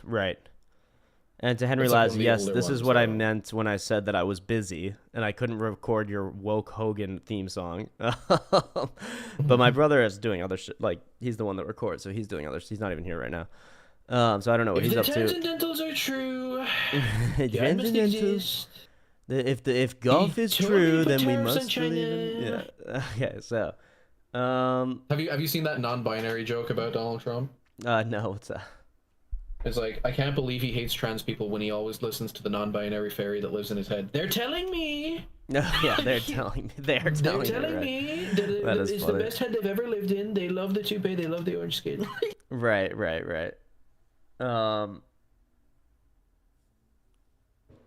So this one's kind of interesting. Strawson is sometimes seen as trying to revive Kantian-style transcendental arguments. He argues that we must think of ourselves as embodied beings in an objective world in order to make sense of interpersonal interaction and self-ascription of experience. In doing so, he tries to show that the very idea of a purely inner mind, a la Descartes, is incoherent. And so the ambition is that Strawson wants to show that certain features of the external world, e.g. spatiotemporal continuance, are presupposed in the very act of self-reflection. But again, that seems like a modest argument to me. Oh. But that's fucking interesting. Mm-hmm. To consider oneself necessarily agrees with space and time. Yeah. Not necessarily as physics describes, but at least in the metaphysical sense. Because that is interesting. To consider an argument, you must be able to consider something as a temporal spatial thing. Mm-hmm. Mm-hmm. Well, no, it's necessarily temporal, acting upon a mind. Yep. I don't know if you can prove space with it. Yeah. Like if you existed without space, I don't know if you'd be able to prove that. So it's like I think, therefore I am sort of implies some sort of space, some sort of spatio-temporal. It implies time. Well, I think it might even imply space too, because it's like I am, like I. Right, but where is the I, right? Like I know we experience space and time, but like time is presumed in the consideration of the argument because it takes time to do so. Mm-hmm. But like, what about space? Like for instance, would you say God exists outside of space and time? Wait, sorry, repeat that one more time. Would you say God, I guess this is better. Would you say God transcends space and time? Yes. Okay, so there is a mind that can exist outside of space, for instance. So like that's the kind of state that I'm talking about. Okay. I suppose yeah, I could see that. Yeah, so like you would I think there'd be a situation in which you could consider the thing without having a mind that exists in space, but you couldn't consider it if there was no time. Right. Okay. So yeah, that's very interesting. That I think therefore it must include time. Yeah. That seems like a strong argument. I like that. I think that's cool. I'll remember that. Yeah, I've never come across that. There's a more recent voice who tries to defend ambitious transcendent arguments. He argues that ambitious tags can work if they're structured not as deductive proofs, but as best explanations or rational reconstructions. No, I disagree with this completely. I disagree with this completely because just because the best explanation exists doesn't mean it is right. Right, but it's like it would be reasonable it's the swans, take right? the best explanation. Oh yeah, I agree. Yes, I agree with you. Yeah. It is probably the most reasonable take. Is it correct because of this argumentation? No, it's not a logical proof. Not per se. Yeah, it's not a logical but that's why proof it's not with a premises and a deductive necessary proof. conclusion. Yeah. That's why it's not I a agree that it deductive might proof. might be a best explanation if you could prove it with the premises necessarily leading to the conclusion. I just don't think it does. Mm-hmm. So that's cool. That's interesting. Let's read what Newman says. So he thinks that Barry's critique killed Tag in academia, but it seems like there's still some opponents in academia to Barry. I mean Stroud. And Barry argues the same thing that you just argued, that assuming X doesn't mean X actually exists. However, I think that believing X is possibly not true, while that doubt already assumes X is nonsensical. Okay, interesting. Let me get up your stream so I can read the chat. Yeah. Sorry for spamming chat. I hope this stuff is helpful for understanding the tag stuff when it often sounds like word dude, salad. keep reading, dude. Yeah. Oh, are you in a different place today, dude? Oh yeah, I moved my whole desk around. I reorganized my whole room. Okay. Yeah, so I like please check your text. I have a show on Wednesday night. Wait, hold is the Henry last? This was my old. Is this Henry? Yeah, that's Henry trying to talk to me personally in the chat, which is cool. So this is my old view. I was facing this way against my wall, but then I just decided to go. Your camera's not on, so I can't see. Oh, right, because you're not in the... I just saw a quick thing. I can't have the video playing, dude. I'll fucking die. No, for sure. Please check your text. I have a show on Wednesday, which is why I want to get this recorded. You have a much better setup than me to get this done, and it will be fun. Won't take long. Okay, the only problem is I have to go at 6, Henry, so if you can get here at 4:30 or something. Why am I talking to you on stream right now? Yeah, I was going to say, what's happening? Just text him, dude. I'll talk to the chat for a second if you want. Goated setup. God. I like the lamp. I like how everything's white. You look like you're in that room that I know. I just ordered. I look like I'm in an insane asylum. I just ordered some you're in that room with posters and stuff. What is it? Evan Almighty. The fucking the one with when he goes to the he makes Bruce Almighty when he goes to that room that Bruce Almighty. Yeah. The hallway where it's just all white. Yeah. However, I think that believing X is possibly not true, while that doubting already assumes X is nonsensical. However, I think that believing X is possibly not true, while that doubt already assumes X is nonsensical. I'm not sure I understand that. I think it assumes that X could be nonsensical. Mm-hmm. Or are you saying that the doubt in X is nonsensical? Because I don't agree with that. Heavenly setup, X mentally, asylum setup, be like... Yeah, no, on God, just you reading out Numenon's text and shit while you're in the white room, just rocking back in your chair, dude. Yeah. Talking about transcendental X arguments is not and true, shit. therefore Y is true, therefore X is not true, therefore Y. Yeah. X therefore Y, That's Y kinda therefore what X, X therefore Y. Okay, let's get back into... Numenon, can you explain what you mean by Yeah, Numenon, I'm not sure true. I'm not sure I followed this particular however, I think that believing X is possibly not true. If I must assume X to doubt X, I think that's problematic. Oh, okay, I agree. Yeah. Oh, so you're talking about the logical absolutes, absolutely. doubting the law of non-contradiction would require the law of non-contradiction to disprove them. Yeah, exactly. No, definitely, and that's very strong. That's a good point. Great point. Yeah, absolutely, I agree with that. Okay, let's get back to Aaron Rod, see what his problem is, why he doesn't get pistis. Harmful. Right. You need to show evidence that there is actually a positive association or a causal link. Random attribution errors don't cut it. Even the slightest acceptance of Christianity still requires some denial of natural science, even if it's just making believe things that are not evidently or even possibly true, like the soul, for example, because you have to believe that, or else you'll face the empty pause? threat of a Yeah, I just disagree with him here. With Aaron. Yeah. Yeah, totally. I disagree. Like, you could accept everything that a scientist has ever said, and still that has to do with empirical research and everything, and then you can still say everything that happens in the Bible is an exception. Yeah, you could absolutely say that. It's a huge argument. It's a huge special pleading argument. I agree. It might necessarily be illogical, but it doesn't require you to not accept science. Definitely, and even like the specific example he gave of the soul. Like the funny thing to me is when people go like, "Oh, like science proved there is no soul because we weighed a body before it died and after it died, and there was no difference." It's like, well, that conception of the soul is ridiculous to think that it has like weight. What if the soul has no weight? Yeah, I mean, it doesn't even seem like it would if you were thinking about it logically. If it's a supernatural thing by definition, like it's not natural. Supernatural things, I don't think have a weight per se, like not even intuitively. So. That's the only argument I've heard to say like there is no soul when people make that. Like empirically, we've proven there is no soul. That never made sense.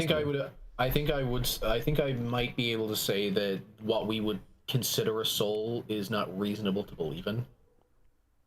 I don't think I can say that it doesn't exist, but I don't think that you should reasonably believe it. Like the one thing about it being indistinguishable, like remember when we were talking about free will and you were just like, oh, it is the reason we have free will or whatever, it's like the cause for that, and I'm like, yeah, right, but what is it? And like it doesn't manifest in any way that's detectable from a non-soul world. Like does it just have like properties that we see as emergent from a brain? Like it seems like that is what's happening. And for instance, I've seen people use the argument, oh, energy can't be created or destroyed, which is stupid. Yeah. It's very like new age, like religion. It's like, oh, it can't be destroyed, therefore there's a soul. And it's like, yeah, well, you know, when a battery runs out, does it go to battery afterlife with battery Jesus? Like, like, you know, it can't be energy or just like it's changed, dude. Like when I put you in the ground, you will feed the soil and the soil will feed the tree. Like, well, also, I think you have to believe that souls are created. So, if you're arguing that they can't be like energy can't be created or destroyed except for the one time where energy was created and the second time when it was destroyed. Like when Lucifer is fought by God at the end of time, well, not the end of time, but in Revelation, you don't think he'll be fucking destroyed?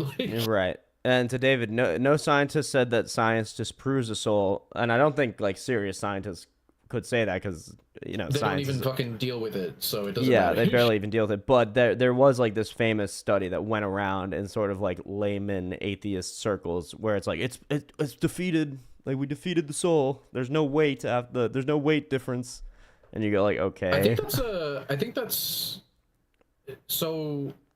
I don't believe that just off the fact that like you shit yourself afterwards, so. You know, so even some weight. Yeah. I guess you could weigh the shit. I don't know how they did it. Could you imagine that? Could you imagine that? Just be like, oh, they shit themselves. Oh, fuck, there is actually lost weight afterwards. Oh, fuck, a soul does exist. It's actually just a shit. There is no evidence for a soul. I'd agree with that. I'd say there is no scientific empirical evidence, certainly. I think you could make philosophical arguments, but... I'd be interested in the philosophical evidence for soul. We actually haven't discussed that. No, we really haven't. So maybe let's do that instead, because I agree with Numenon as well that Aaron Raw is very low-tier atheist, sort of like simple. I don't know. Okay, I find him cool though. I don't know. He's like the fun uncle of atheism. Yeah. And Matt Dillahunty's he's like the serious dad. Like... Oh, we can go to Descartes himself. That'd be interesting.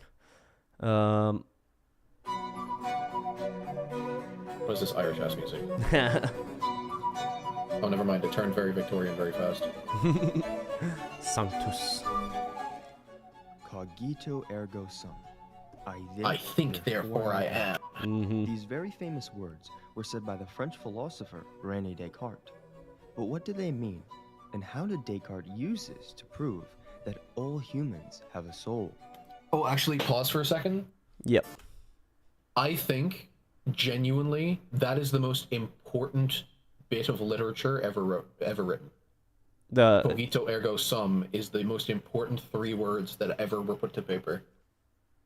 Yeah, I mean, I can see you making a good argument for that. It certainly has spawned our entire. You would I think you would disagree that I am the Lord thy God would Right? be probably Yeah, I think bigger than that. But I think there's about like almost 3,000 pages of words that are more significant. But we have John 3:16 up here. We have what is it, Matthew 8:20, and then we have I'll throw cogito ergo sum just under. Then we have yeah, for sure. No, but it is extreme. I mean, it is one of the basis of all sort of Western philosophy coming out of Descartes. It's extremely important of any philosophy. To prove you exist beyond a shadow of a doubt, and it's the most objective thing anyone has ever said. In fact, I'd say it's the only objective thing anyone has ever said. Right, and I'd be interested. I know there are challenges to that, but I don't know what they are, so I can't formulate them. But maybe we can find some. The cogito from Numenon in the chat. The cogito defined the rest of philosophy. The rest of philosophy has been trying to prove or disprove Descartes. Yeah, that's kind of true. It really is. He's a trendsetter. He's a trendsetter. He's a cool guy. And interestingly, his mission was to prove that God exists by doing all this, which is very interesting. That it then spawned both sides of the argument, basically. So the premises would be: I think, therefore I am. God created me, therefore God. Well, I don't know how he did. I don't think he was successful per se. But I know that was his intention. His intention on like starting out on this journey, and then he eventually gets to wherever he gets. But was like, I bet I can prove God exists philosophically, which is kind of. You think the cogito fails, Numenon? Why? No. I don't think it fails, but I don't think it. No, I said Numenon. Oh, okay. Descartes inspired the shift from metaphysics to epistemology, although I think the cogito fails. Yeah, I'd be interested to hear your take on that. Let's also get a better understanding of it by watching this video.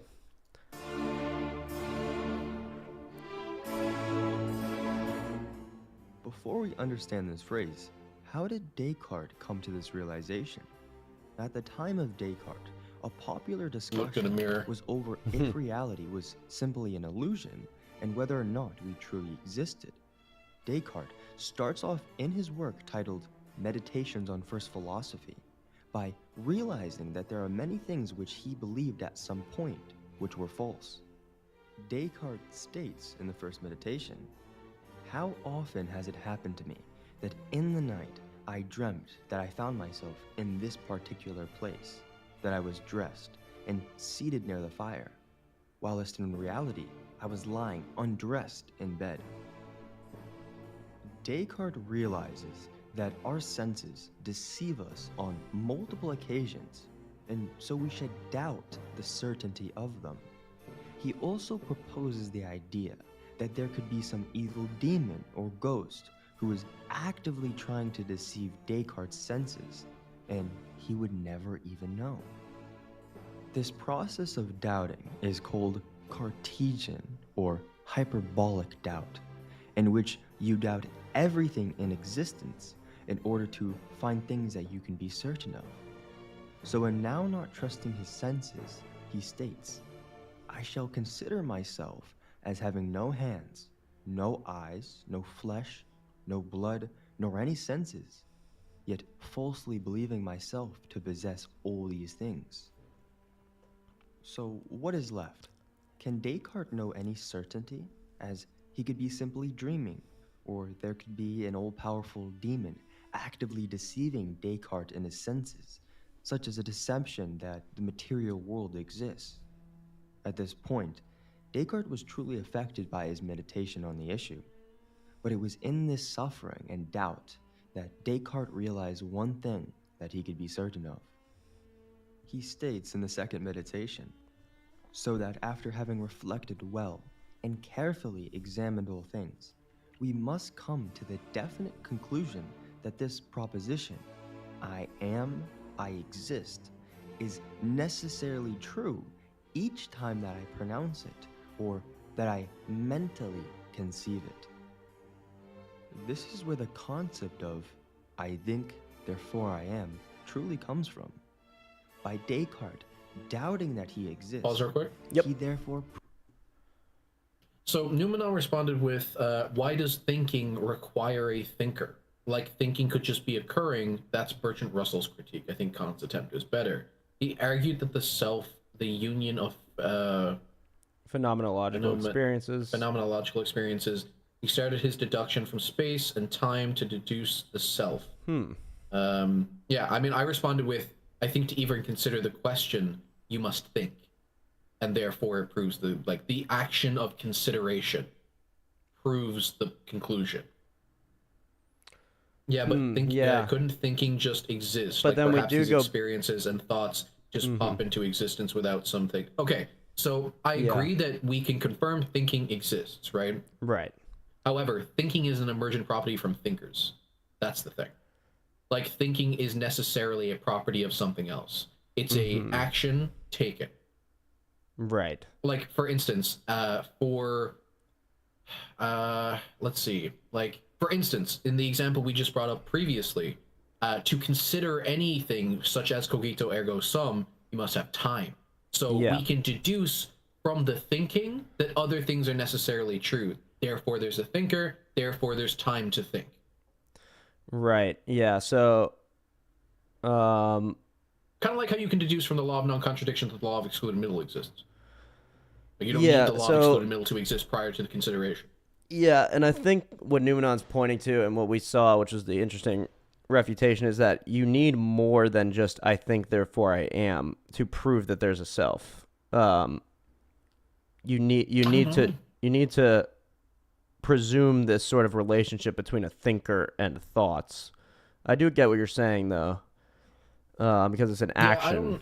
I don't know if you need to provide that because it's kind of like, okay, so I think, therefore I am, right? So here's the thing. How do we prove there's thinking? We think. Yeah. The first part of that sentence is interlocked with the second part of the sentence. Yeah. The demonstration of thinking requires me. Well, you could also just rephrase. You could say, well, how do we prove there's thinking? Thinking occurs. Yeah, like how do we prove that thinking occurs? Well, I think. I think to even instantiate the question. Yeah. I mean, denial of the self is self-refuting, I believe. Cogito, Numenon's going to say, well, let's give David some props here, and Infamous Minor as well. There's another Infamous in the chat. Okay, so I think to even... Oh, that is you? Okay. Got you. Okay, so we'll go to Numenon then. So, we'll go to David. But what evidence do we have for thinking occurring outside an organism? It's not that we're thinking that it's happening outside of an organism. It's that we're not considering the organism until we consider the thinking.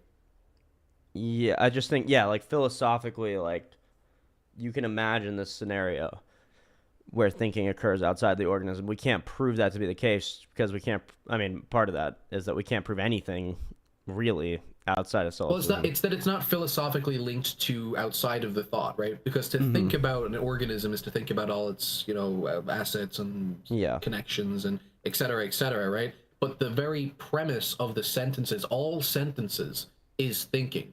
So it must necessarily be the case that even if the organism is to house the thinking, it's not necessarily to prove the thinking, because while it's indistinguishable maybe in objective reality, right? We can't prove that. The only thing we can prove is the experience, and therefore the experiencer.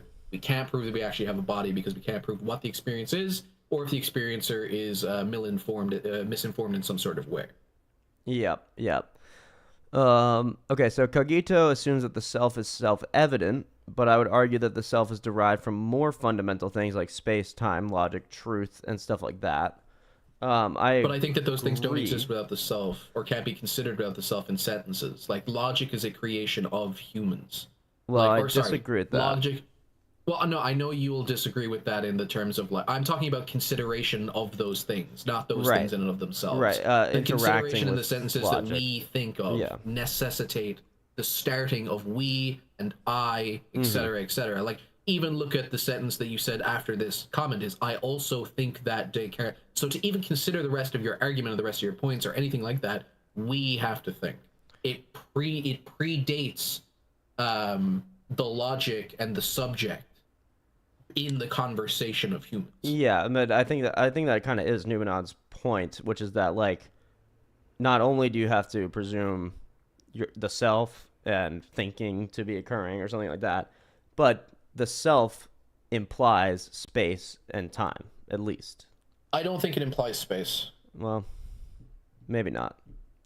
I think it must include time because there must be time. But for it us does to consider. imply like the law of non-contradiction. It applies the law. It implies the laws of logic because I is something that is identical to Identity, itself. yeah. I equals I or whatever. I am, So therefore I can't be something else, and the- I think, therefore I am, and Yeah. is like a truth statement as well, and it can't be either be true or false. Right. And I know you don't see space as a transcendental, and we could maybe get into that, but I think the transcendentals are implied by like prior to the self. Like to invoke the self, the transcendentals have to be invoked first. So yeah, but you're having a separate conversation here. You're talking about an objective reality. I'm talking about when considering the topics. Yeah, that's fair. So the then self predates all of that. Like you have to do that to prove it, because Descartes in his day was talking about the actual proofs or the reasons to believe in these things, and that has to start necessarily with the experiencer, because the experiencer is doing the considering. Yeah, so Numenon makes an interesting point. I also think that Descartes went too far. He assumed that an evil deceiver may prevent him from seeing entailments of beliefs, defeaters, or contradictions. Like the evil demon could prevent Descartes from reasoning by making him commit a reasoning mistake each time Descartes tries to think. However, then Descartes could never trust any conclusion he comes to if Descartes can be stopped from reasoning properly by the evil deceiver. He also therefore can't trust his argument about the evil deceiver. Exactly, yeah. So like in it's a Descartes, self-defeating argument. Yeah. Like in Descartes' I world, think granting the possibility of an evil deceiver is self-refuting. Yeah, Numenon. Yeah, Numenon beat me to it. Yeah, exactly. I think granting the possibility of an evil deceiver is self-refuting for that very reason, and I agree. I agree. So that's good. That's interesting. This video still hasn't really said why Descartes thinks there's a soul, but I guess it'll get to that. We'll see. We can continue on. That he exists, as only something which exists can doubt if it exists, or as the famous phrase argues it, only something which thinks, therefore exists. Descartes calls this the first certainty that he can be aware of. Yo, that's a crazy name for that. The first certainty. The first certainty is crazy. It is intellectually clear, and in a sense an intuition of the human to conceptualize or think of.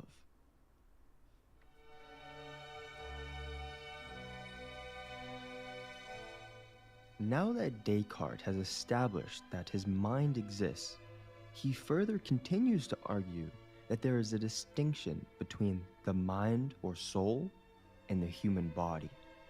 This is one of the most famous forms of mind-body dualism.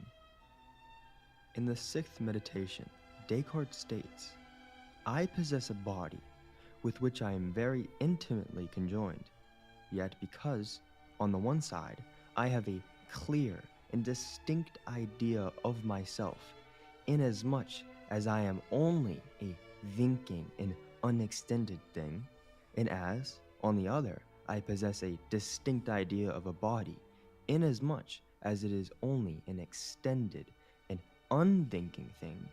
It is certain that this, that is to say, my soul, by which I am what I am, is entirely and absolutely distinct from my body, and can exist without it." Okay. For Descartes, the soul or mind is undoubtable, as he relies on it to exist by his thinking. Yet, the human body is doubtable, as he is not reliant on it to exist necessarily. If this is the case, because the mind or soul has properties which differ from the body, in that you can doubt the body, but not the soul or mind, it therefore logically follows that the mind or soul is distinct from the human body. Wait, pause. Yeah, I mean, I think we agree. I mean, I think we agree with that in general. He's just calling the soul his mind. Soul.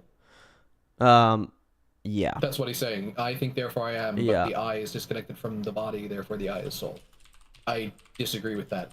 I think that philosophically we just can't connect the objectivity of the mind to the soul because, or sorry, the mind to the body, because the body is an experience of the mind. Yes, right. So for Also, hold on, I need Descartes, to go for a take a piss. I'll be back. yeah. The mind equals the thinking substance, re cogitans. I exist is necessarily true whenever it is uttered by me or conceived in my mind. What is this I? It is a thinking thing, something that doubts, understands, affirms, denies, wills, imagines, and feels. So Descartes has the mind as the essential self. The soul equals the principle of thought. In many places, especially in the Passions of the Soul, Descartes uses the word soul, anima, more or less synonymously with mind, specifically the rational soul, which distinguishes humans from animals. The soul is not primarily the seat of life, as in Aristotle, but of thought. Thus, when Descartes talks about the soul, he generally means the immaterial, thinking aspect of a human being, what we now call the mind. So yeah, he actually does use them interchangeably, it seems.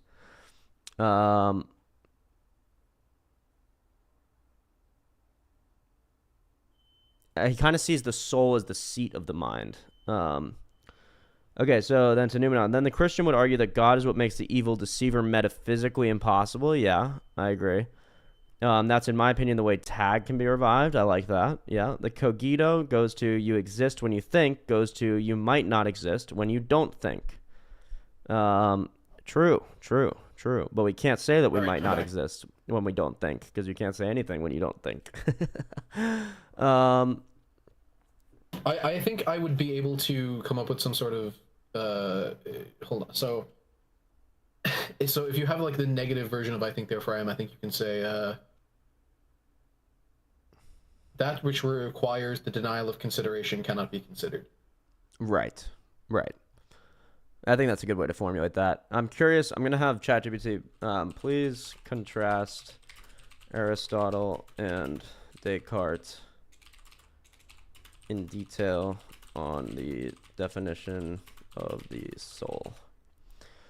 So what we kind of learned from this little thing, Descartes uses the soul and mind pretty much synonymously, except the soul he kind of ascribes as like immortality. It's almost like the seat of the mind, like it's the immortal part of the mind, whereas the mind itself is what we directly experience, like directly know. The mind isn't demonstrable to be immortal. It's just a presumption. Well, he doesn't say the mind is immortal. He just presumes the soul to be. I'm not sure if he makes an argument about that, but so the soul is the immortal aspect of the mind. Yeah, the immortal substance from which the mind like sort of comes in a mortal way, maybe. Yeah, I don't even think that there's an argument here. Yeah, there might not be. He's just presuming that. In De Anima, Aristotle defines the soul as the actuality of a natural body having life potentially. This means the soul is the form of a living body. It's what makes a body alive and function as a living organism. Just as the shape and organization of a wax figure give it identity beyond just the wax, the soul gives life and structure to the body. I mean, again, this is just Aristotelian, so very old, probably not really largely accepted by people nowadays. But interesting food for thought. Okay, so then Descartes says that the soul is a res cogitans, a thinking immaterial substance. It's completely distinct from the body, which is res extensa, an extended non-thinking thing. And the soul does not depend on the body to exist or function. I am, therefore, precisely nothing but a thinking thing. That is a mind or intellect or understanding or reason. So Aristotle believes the human being is a composite of soul and body, form and matter. That's very interesting. They're interdependent. Aristotle thinks the soul cannot. We have the fucking human trinity now. Yeah, literally. And I do believe that a human being is best defined as a mind, body, soul composite. Like that's sort of my intuition. Okay, but Aristotle really thinks it's like a function of the body. It's not separable. For example, the eye's soul is its ability to see. Without the eye, the soul can't perform that function.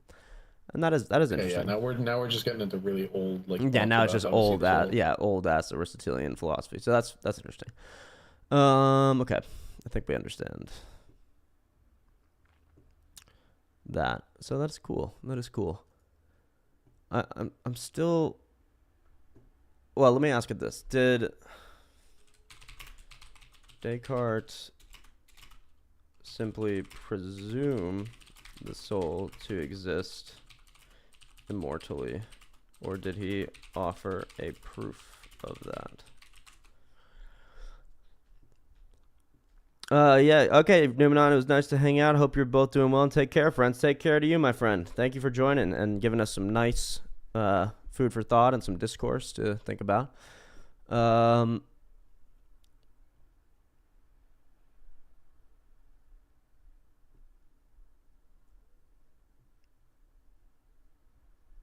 Yeah, so it doesn't look like Aristotle really gives a solid proof of its immortality. Just that the soul is a non-material, indivisible, non-extended substance, and it can't decompose like a body. So in principle, it can exist independently of the body.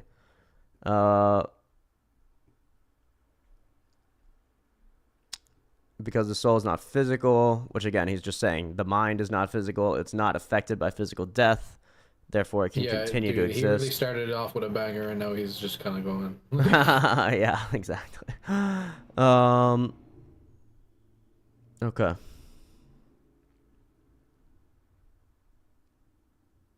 Lol. And then he appeals to the pineal gland as the interface between soul and body. Interesting. I'm surprised they even knew about the pineal gland at that point. So yeah, Descartes doesn't really offer any sort of like proof or argument for that. He tried to derive it from his dualism. His argument is more like a possibility proof, like it's possible, than a necessity proof. And he relied on Christian doctrine to bolster the claim, of course. So very interesting. Very interesting. Yeah, let's see. Yeah, how does Aquinas, in my view, is a little more detailed than Aristotle on this on these particular types of topics. So yeah, how does Aquinas go about proving the soul?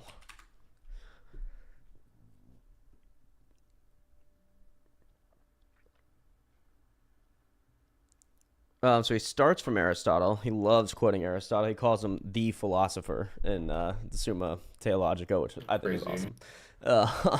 But okay, so the soul is the form of the body. Every living thing is a composite of form and matter. So do you agree that it's okay to see everything as a composite of form and matter? Like the chair No, it can't be proven as objectively as has we were a talking form. about before. It can't be talked about as objectively as we were talking about before. I mean, it depends on what standard of acceptance you're talking about. Okay, Like, I'm just saying, like, just like, true? No. like, yeah, just like subjectively, like you're maybe intuitively, like, basically things are they're made of the material they're made of, and sort of the thing they do. I think everything. I think everything is a composite of other things. Sure, I can say that. I don't know if I don't know if what's the specific claim here.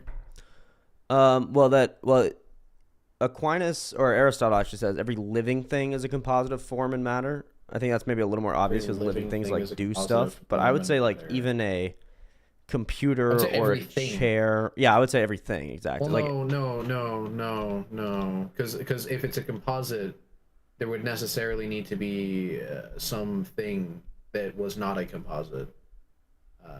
Like a composite is made up of individual things, so at some point there's just the thing, and that thing isn't a composite.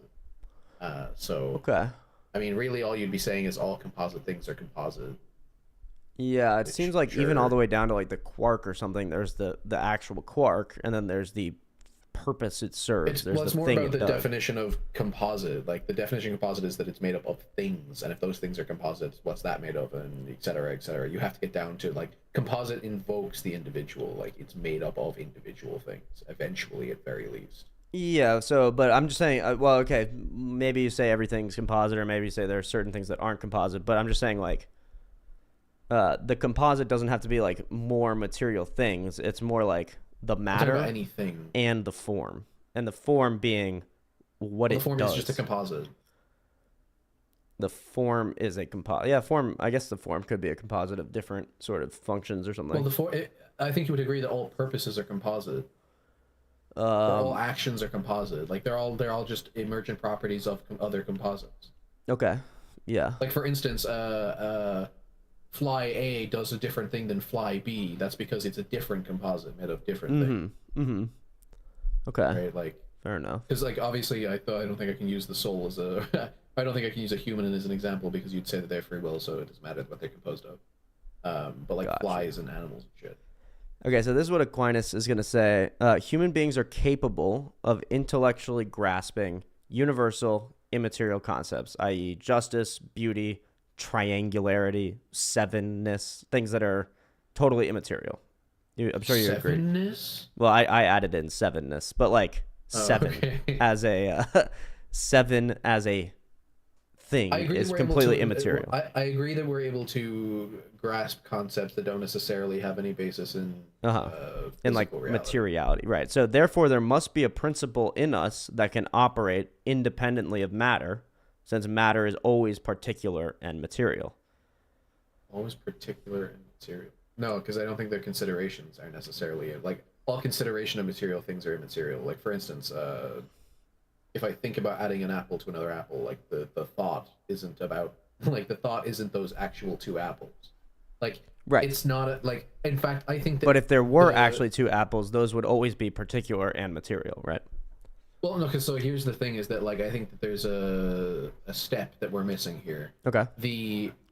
It's not that there's a part of us that is able to consider things metaphysically.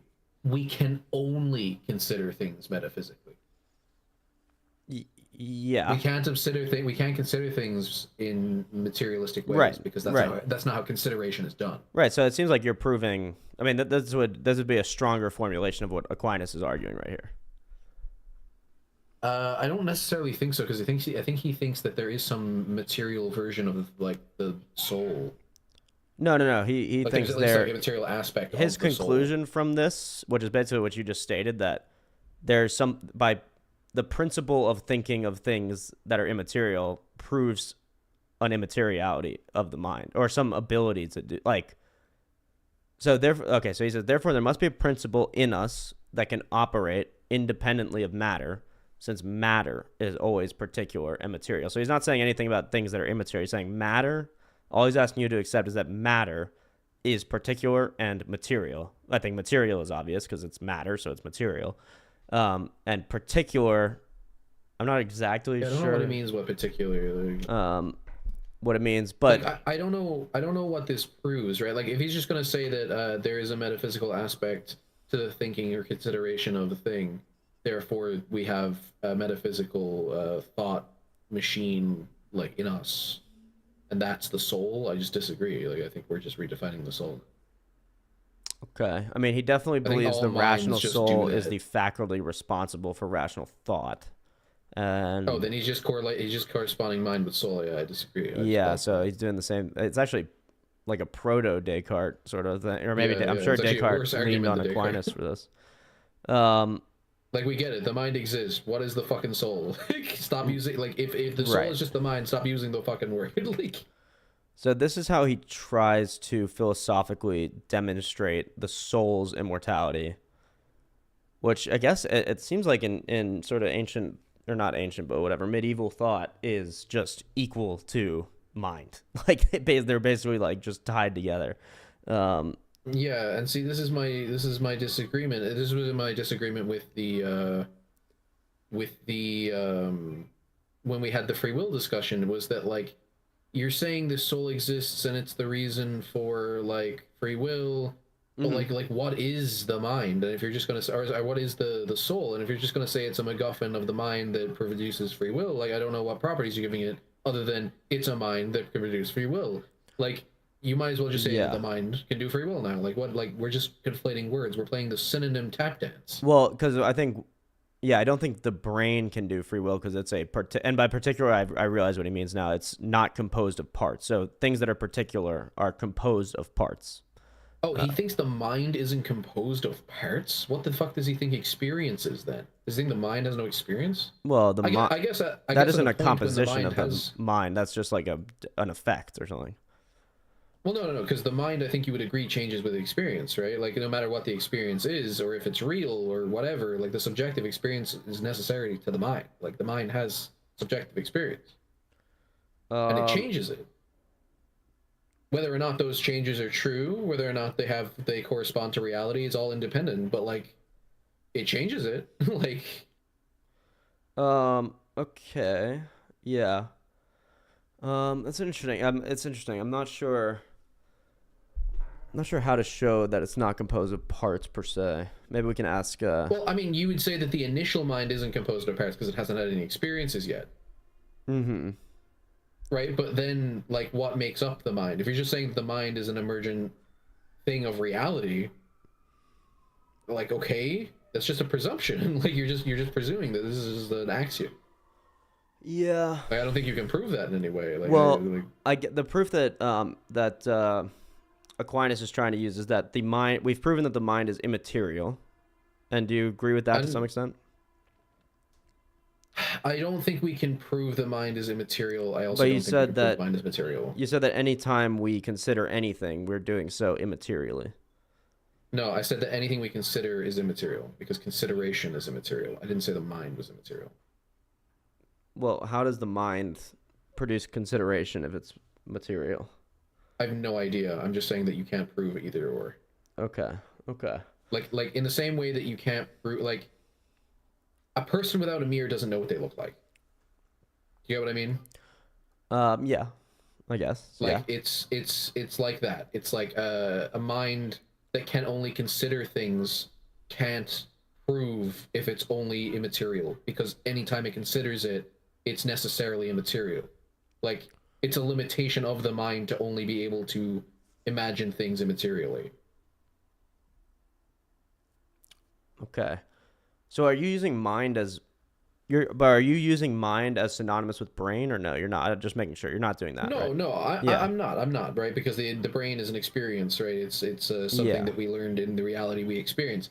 So then where is the just brain? saying- Where is the mind found? Where could the mind possibly be found in materiality? Then I don't understand. I that have no part. idea. I don't even know if materiality is necessarily a thing, right? But that's the thing, is that it's in the experience that I experience. I'm Mhm. saying in this, we don't know, unknown fact reality, right?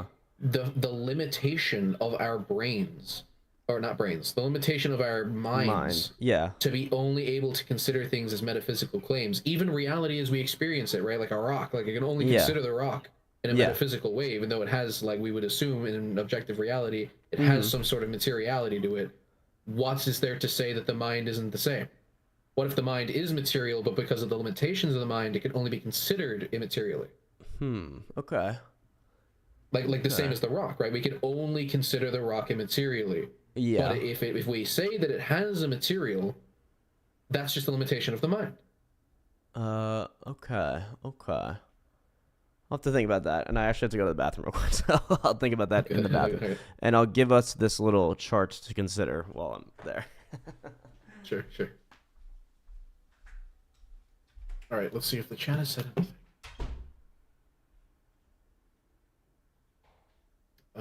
Nope, just Numenon.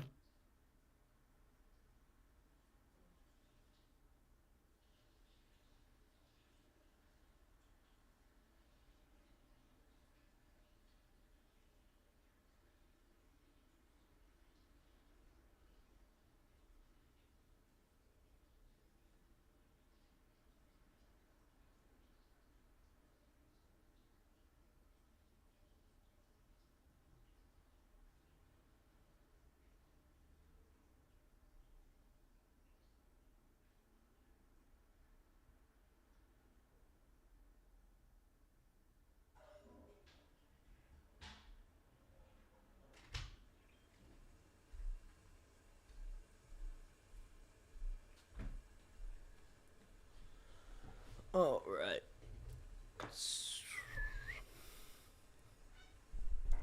All right. So, from the body soul relation deeply unified, two distinct substances. Soul is subsistent, incorruptible, thus immortal. Soul is immaterial and survived death. So anyway, it's hard. I can't imagine how we could only be able to consider things immaterially, which I agree is true, and there not be an immaterial mind. But Well, I would just make the argument in reverse, right? Because there's there must be like a material part of the soul or whatever, like because it's able to consider a material thing. Like I just make the argument in reverse. But I don't think the soul is. Well, I guess that is one of the major things that they have trouble discussing is how the immaterial soul can act on materiality. And so we could get into that. Yeah, like would you agree, for instance, that the mind can only consider anything immaterially? Yes, yeah. I think everything in the mind is immaterial. Okay. Everything in the mind. Well, I think That doesn't mean you mind, can't. That doesn't mean you considered- can't like presume materiality or interact with materiality. Sure, you can presume whatever, right? Yeah, whatever. Yeah. But everything is, when considered by the mind, immaterial, right? No matter if it's real or material or whatever, it's all immaterial when considered by the mind. It's the nature of consideration. Yeah, something like that. Yeah, I think that's fair to think about that, but I'm pretty sure that's fair. Yeah. The soul is the formal cause of the body. Sean just came in, said that, and dipped. Nice. The soul is the formal cause of the body. I don't even know. I don't even know what the fuck that means. But anyway, if we're talking about the soul and we're talking about the mind, I think you would agree that all consideration of the mind is immaterial. Therefore, if we are to consider the mind itself, I don't think we can prove it's immaterial or material. The same with every single other subject, like a rock or a piece of wood or another person. Okay. Yeah.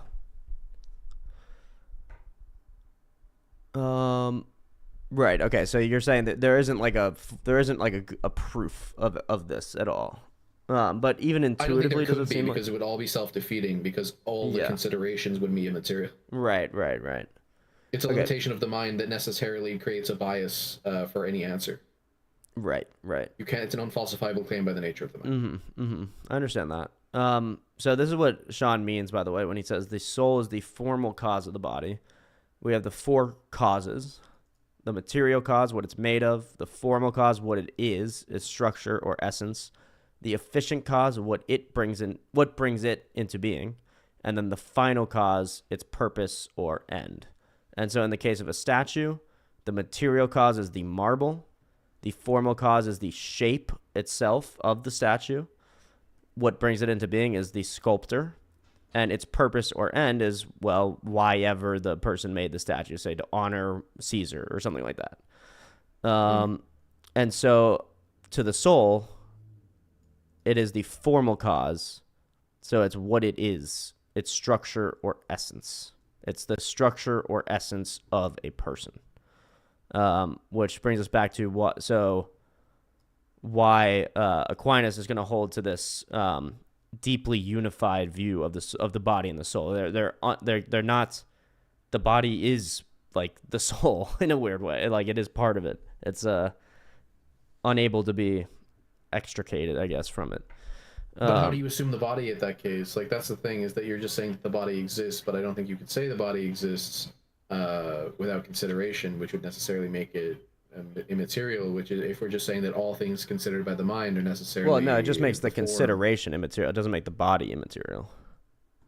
Well, but it would need to be the consideration itself would be immaterial. Like how, like again, we can't prove that it's material then. If we can't prove that the body is material, then it has no place in the thought. Well, because the body itself would just be the material cause, like what it's made of, cells and whatever. But that's what I'm saying, right? Like the material cause, you'd have to assume materiality, and that's what I'm saying, is that the mind can only consider the immateriality. It can only consider that. We can assume that material things exist.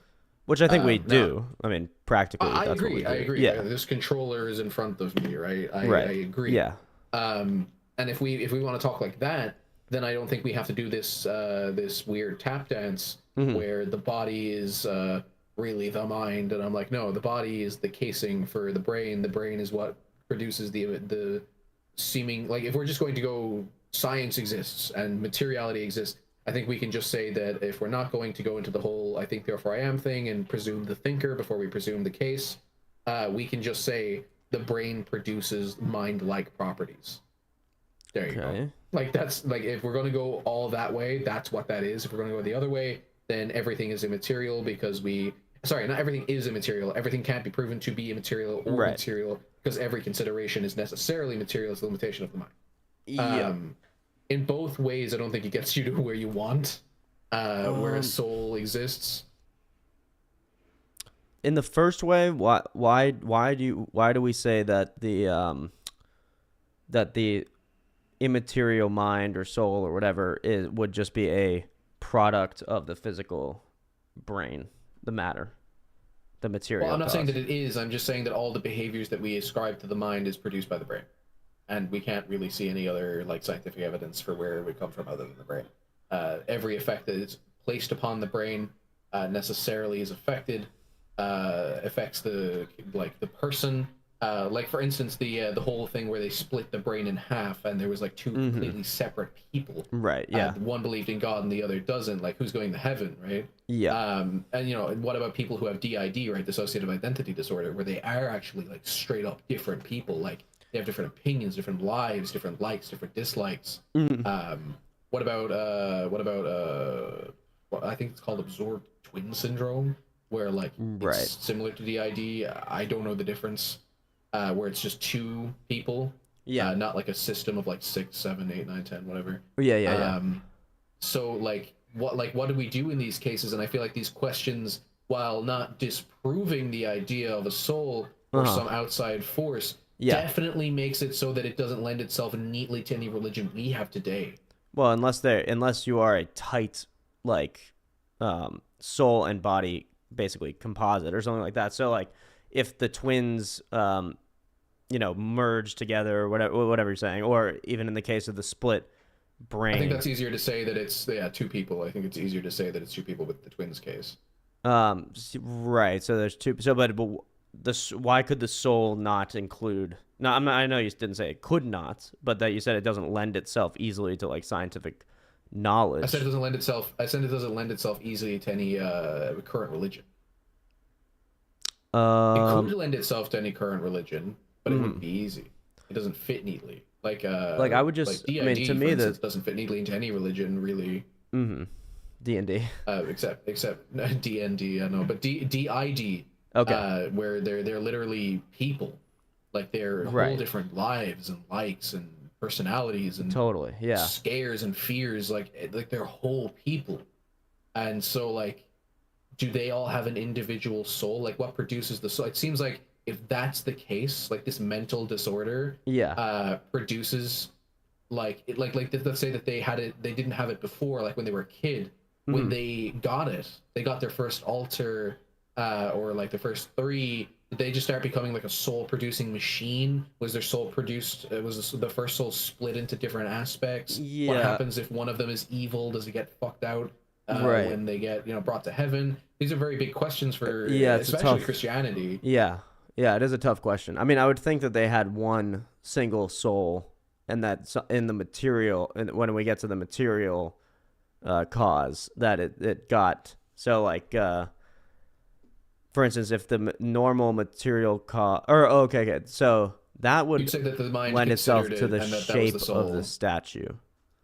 So if the shape of that statue, the shape of that person is having like 10 different personalities, I don't see why that would discount the unified soul. Well, like imagine making imagine crafting a statue that has like multiple people in it. You know what I mean? Right, but it's not one shape. That's the difference. But it's multiple statues. But it's like imagine sculpting one statue with like for instance like Mount Rushmore or something like that. Do you see what I mean? I think the Mount Rushmore one might be a bit different. But like let's say we're just talking about like a statue of a person, right? We have a kid. It's a statue of a kid. Okay. Now that kid, has DID through some trauma. What do we do to the statue? Cut it in half. Do we cut it in fourths? Do we add people to the statues? I would think it would have already been carved out. Whatever's going to happen over the course of that single life is already carved out. You see what I mean? But that's not what Aristotle's view of the forms are, right? Like the table is just a table. It's the single instance of itself. It's not like an all. But the single instance of that person is to have 10 different personalities. Right, that's what I'm saying. What happens to the statue? What happens to it? Do we add That's how the things onto statue. the statue? Well, you don't have to add or take away anything. That's how it was sculpted. Like that's the sculptor. No. You see what I mean? You're again viewing it as the whole person throughout their whole life. Yeah. I'm saying, Yeah. this is the person pre-DID. What does the statue look like after the DID? Do we add people onto the statue, or do we cut up the statue? You are thinking that a soul can only inform. The form changes. Remember, it's the structure or essence of the whole person. So that includes the entire lifespan of the person, I would think. But no, it does not. It absolutely does not. Why is that? The table is a table. The table will at some point be destroyed. It doesn't include the destruction of the table. Okay, I could see that. It's in the same way that the person is a person. It does not include the destruction of the person and its death. Like, you're not the same person you were. I'm actually not sure about that.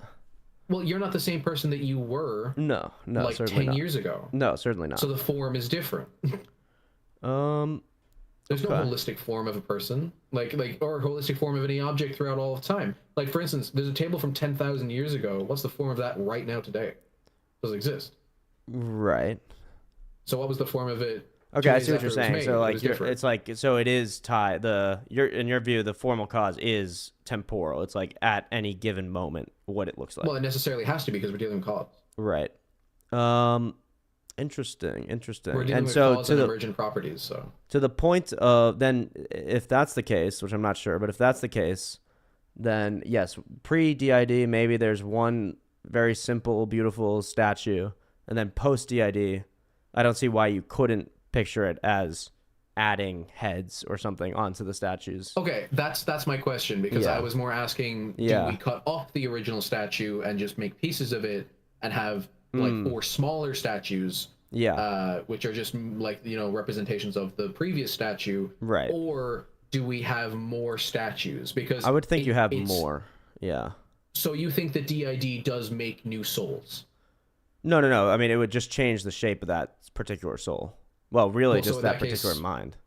But right. So in that case, we're okay. So you think we're okay? It would be like one soul. It like one soul form. encompassing, or like multiple different personalities, which is extremely rare, obviously. But I mean, I guess that's what we're talking about. So I guess it's possible. So I don't know though. I don't want to say like this is possible. This is how it works. Like I have no idea how the soul works in a real way. But just for trying to like think about it. Yeah. Yeah, I don't believe in any of it. I'm working it out with you. Yeah. So you'd say you add onto the material of the statue. I guess.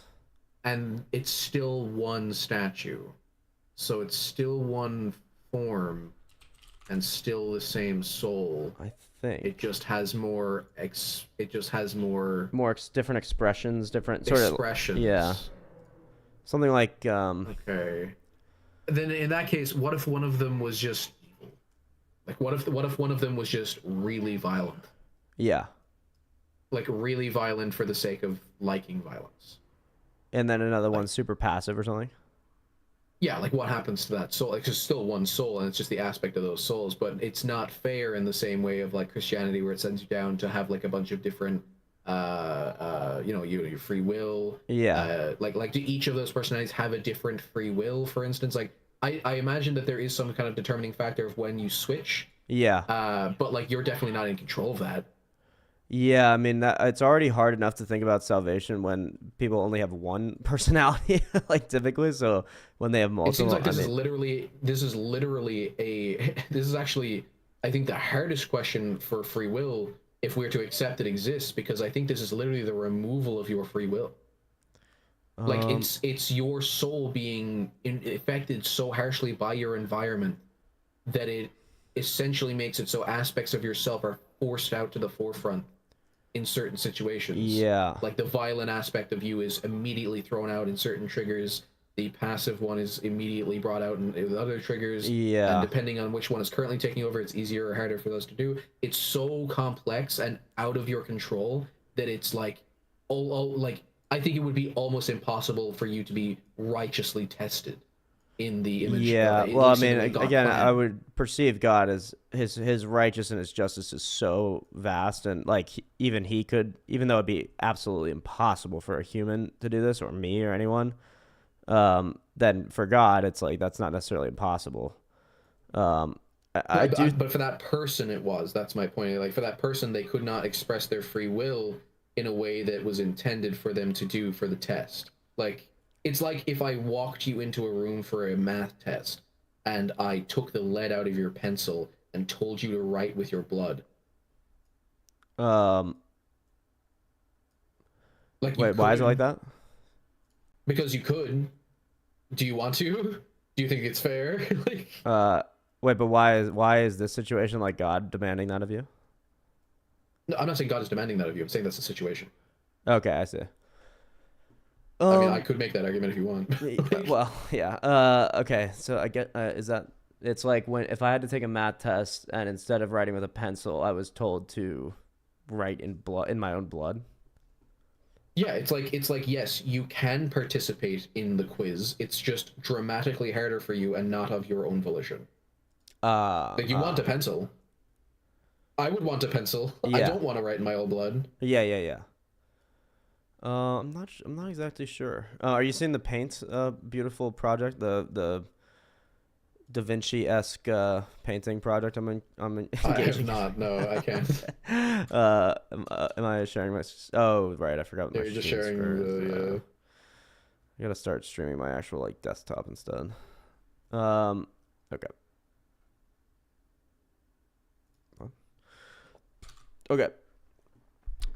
So, my intuition would be that this is the person pre-DID. What is it called? The diverse shit. wait, dissociative identity disorder. Personality disorder? No, that's the old name of it. It's DID now. It's dissociative identity disorder. Dissociative identity disorder. Right. So it's like this is the person pre-DID, and then like this is the soul. It's like this sort of immaterial thing that encompasses the whole person, right? And then we can, it'll round off at the top somewhere in all these beautiful colors. Welcome, Sean. We're currently discussing the soul and how it relates to things like DID. Yeah, and so some horrific trauma happens to you, or you're just genetic, which is not within your control. Which is not within your control. And I was going to make it even more obvious it's not in your control by like some genetic defect or something occurs. I don't think that can happen. Instantiates. Oh, well, if that can't, then I guess that's even better. Well, I mean, it's not any proof for it, but like, sure, there might be a disposition, maybe.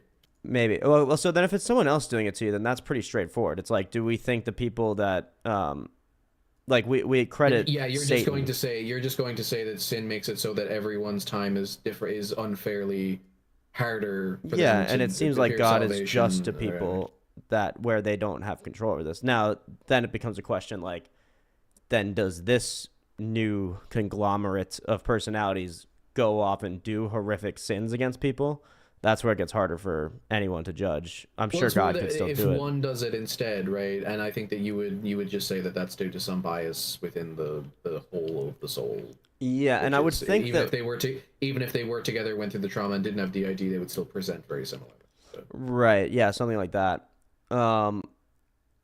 So yeah, I mean, it's like I already think, and this is the doctrine of purgatory and purgation, that like I have this guy, this red guy here in me. And then you go to heaven and it's like that guy gets cast out. You know what I mean?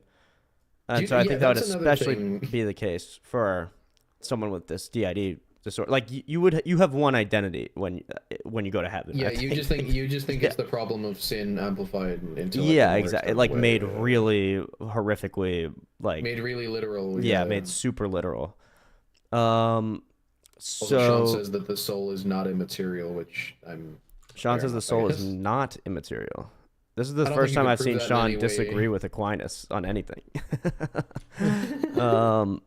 So Aquinas seems to really think he's about to attack you. He's about to say like, I don't disagree with Aquinas. The fuck are you talking about? Like... Yeah, no, he is, because I think where he's gonna go, if I can try to predict, is that Aquinas does see the body and the soul as deeply unified. But I still think he thinks it's immaterial, because that's kind of what his proof here Only a is... certain part of the soul is immaterial. Oh, right. But then, and to play devil's advocate here, even though I'd love to just agree with Aquinas on everything, isn't the soul not comprised of parts? Isn't that part of its immateriality? No. No, it is Says comprised of no. parts. Okay. The soul does have parts. Okay. And is the mind simply one of the parts of the soul? Okay. And then the body is one of the parts of the soul. So you're just saying that the soul is a composite, and then the body and mind make up the soul. Is that it? Okay. The soul is just like all of this, like everything that you are and can be and will do. Yeah. See, now we're just conflating the soul with me. It just always gets to a conflation. Like, I don't understand. Like.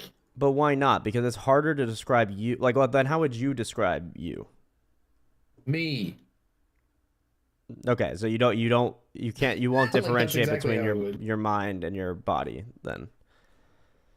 That's me. Yeah, I agree it's you. But like you don't see how there's the immaterial part of you, or there is no immaterial part of me. There's no immaterial part of you. That's not okay. I was wrong there. Yeah. I can't prove that there's an immaterial part of me. All consideration of my mind is immaterial. All of my considerations are immaterial. All your considerations. Yeah. So I realize you can't prove that there is no you can't even prove that there's a material part of you either, though. So I mean, it's kind of, so if we just go on strict proof, I mean, you're not going to be able to really say anything. Yeah, I mean, that's why I think therefore I am is such a strong claim. Like it's the first certainty. Like what he calls the first certainty. Yeah.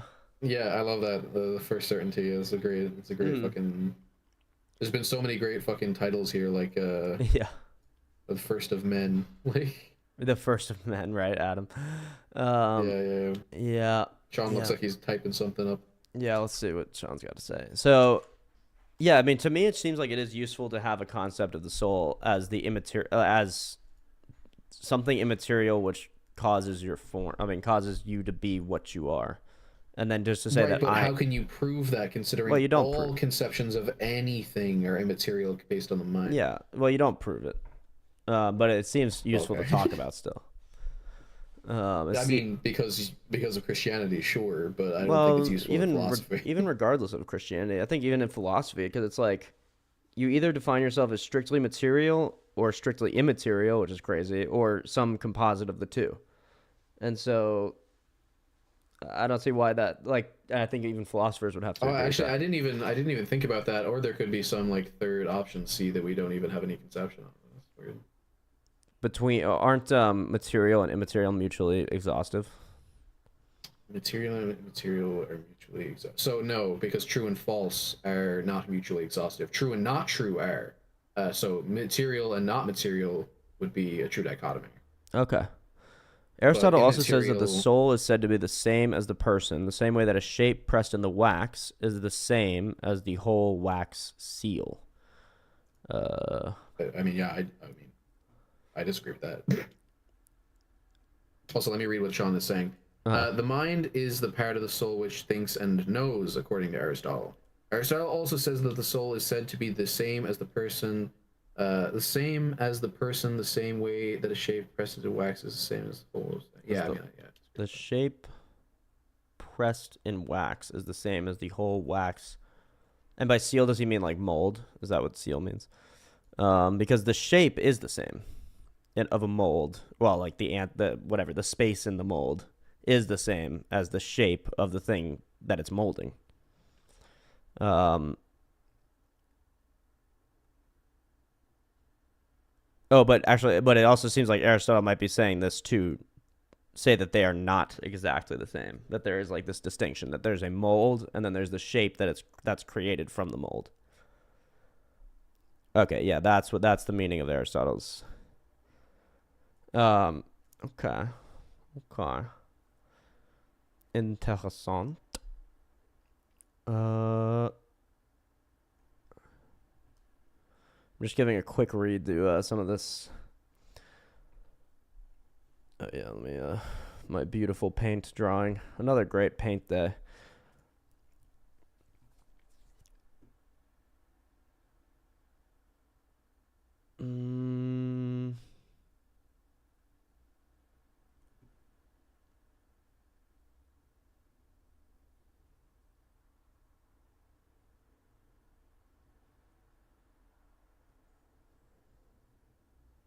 Okay, yeah, this is hard for me to really summarize, but this is interesting. Thank you for sending this, Sean.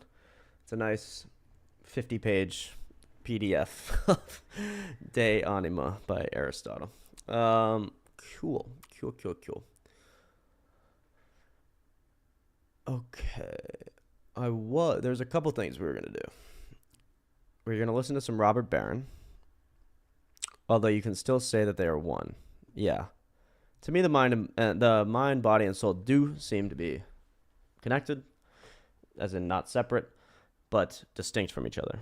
I mean, they have to be separate. Not like at least totally. at some point in time. Maybe like when you die. Right.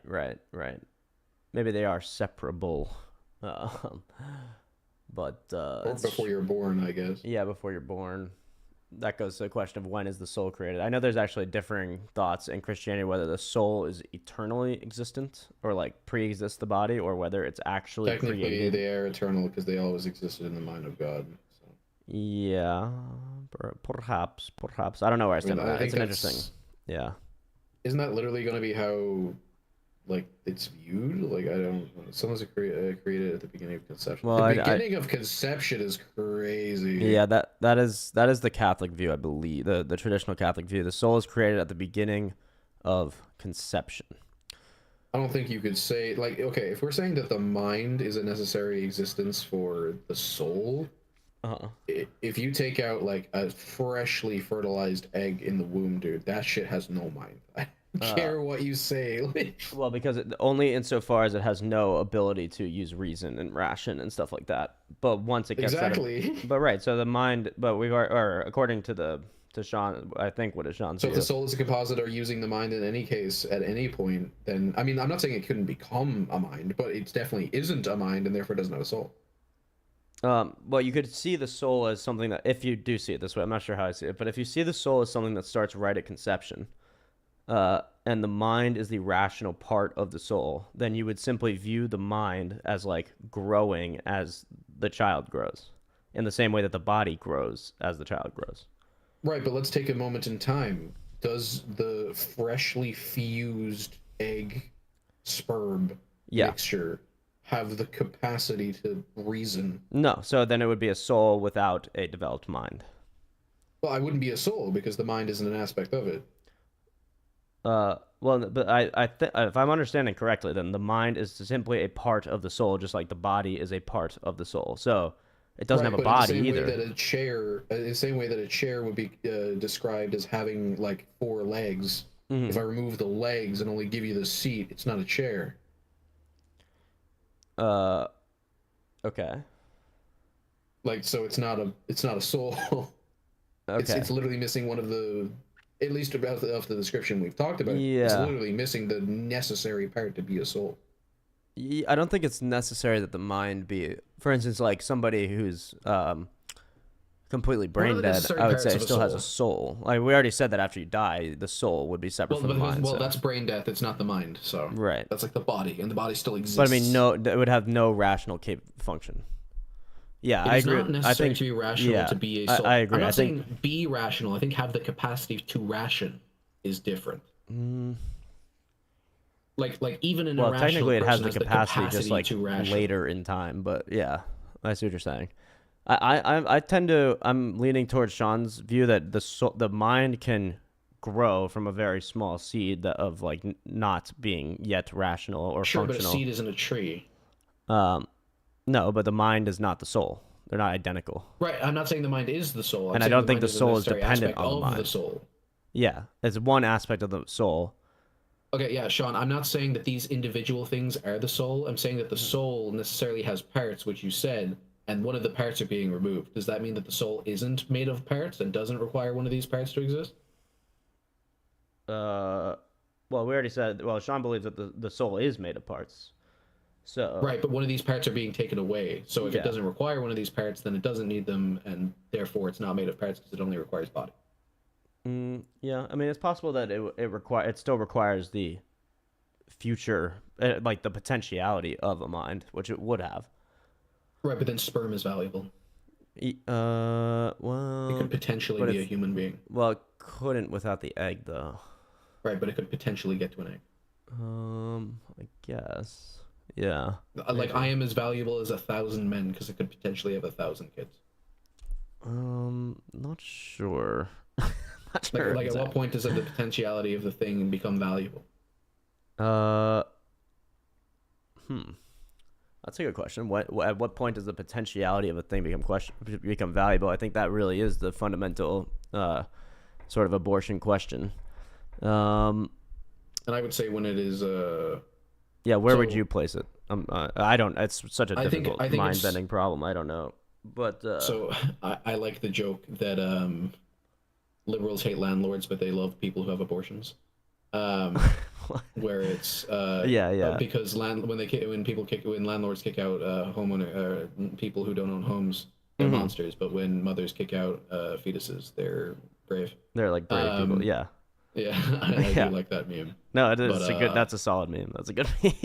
It's just funny. I'll give you my why I'm against abortion, and I think there are biblical reasons, but I can keep it purely secular, and it comes from this idea that I don't know when life starts in the secular sense. I don't know when life starts. So we should be safe. Yeah. So I'm going to err on the side of caution. In fact, if there's any chance that I'm exterminating a life, human life, I'm not going to do it.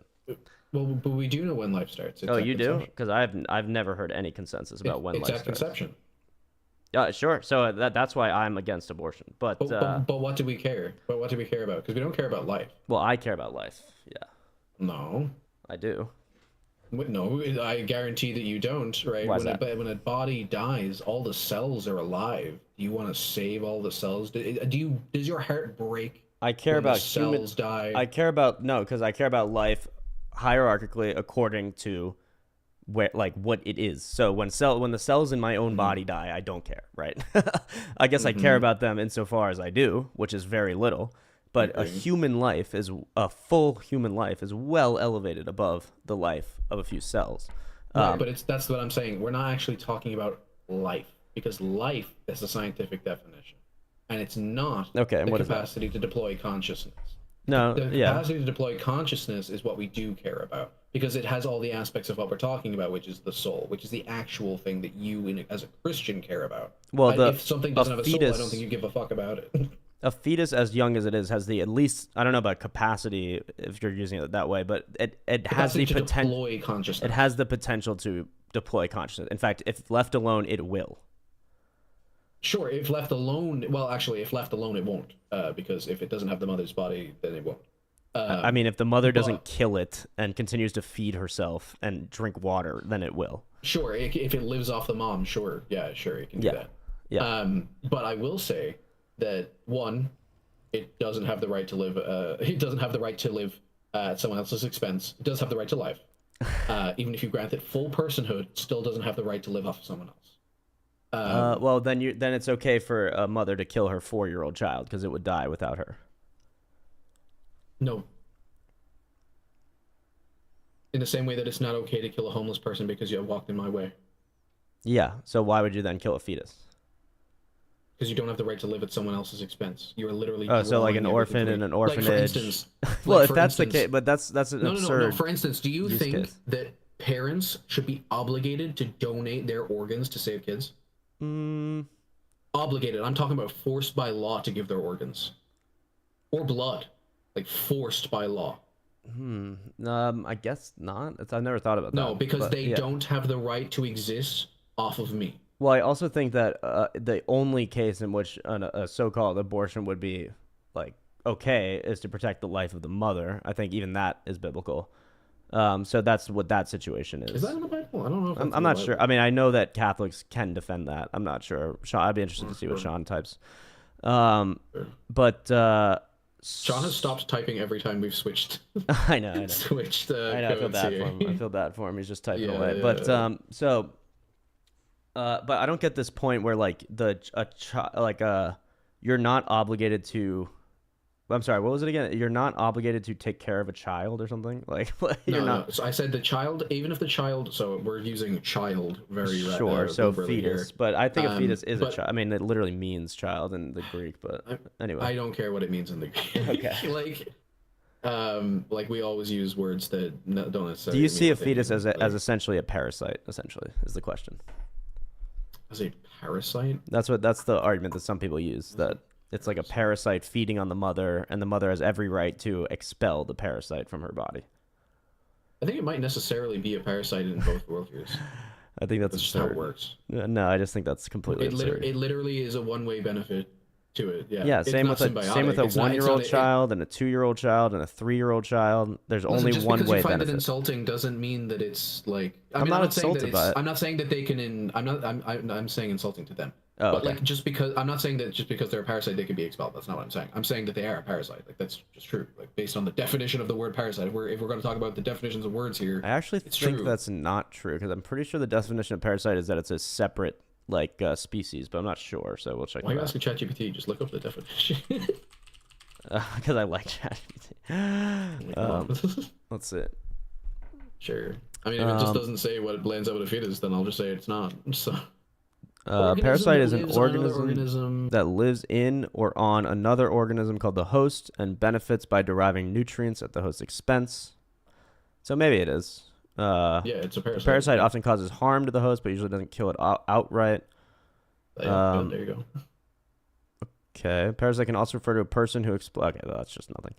I mean, I think it really... I think on the intuitive level still, even though, okay, maybe technically we can call a child... It's not an intuitive...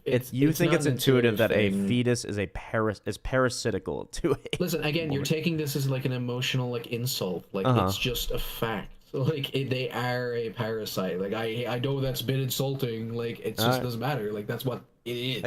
I'm not really trying to harp on it being insulting per se, but the fact that there's a useful distinguishing between a fetus and a parasite. I mean, do you see that or no? But there isn't, because that's what a parasite does. It does all those things. All right, so then we'll move. Wait, let's read what Sean's Human soul is comprised of the vegetative part, the sensitive part, and the rational part. The rational part is comprised of the intellect and will.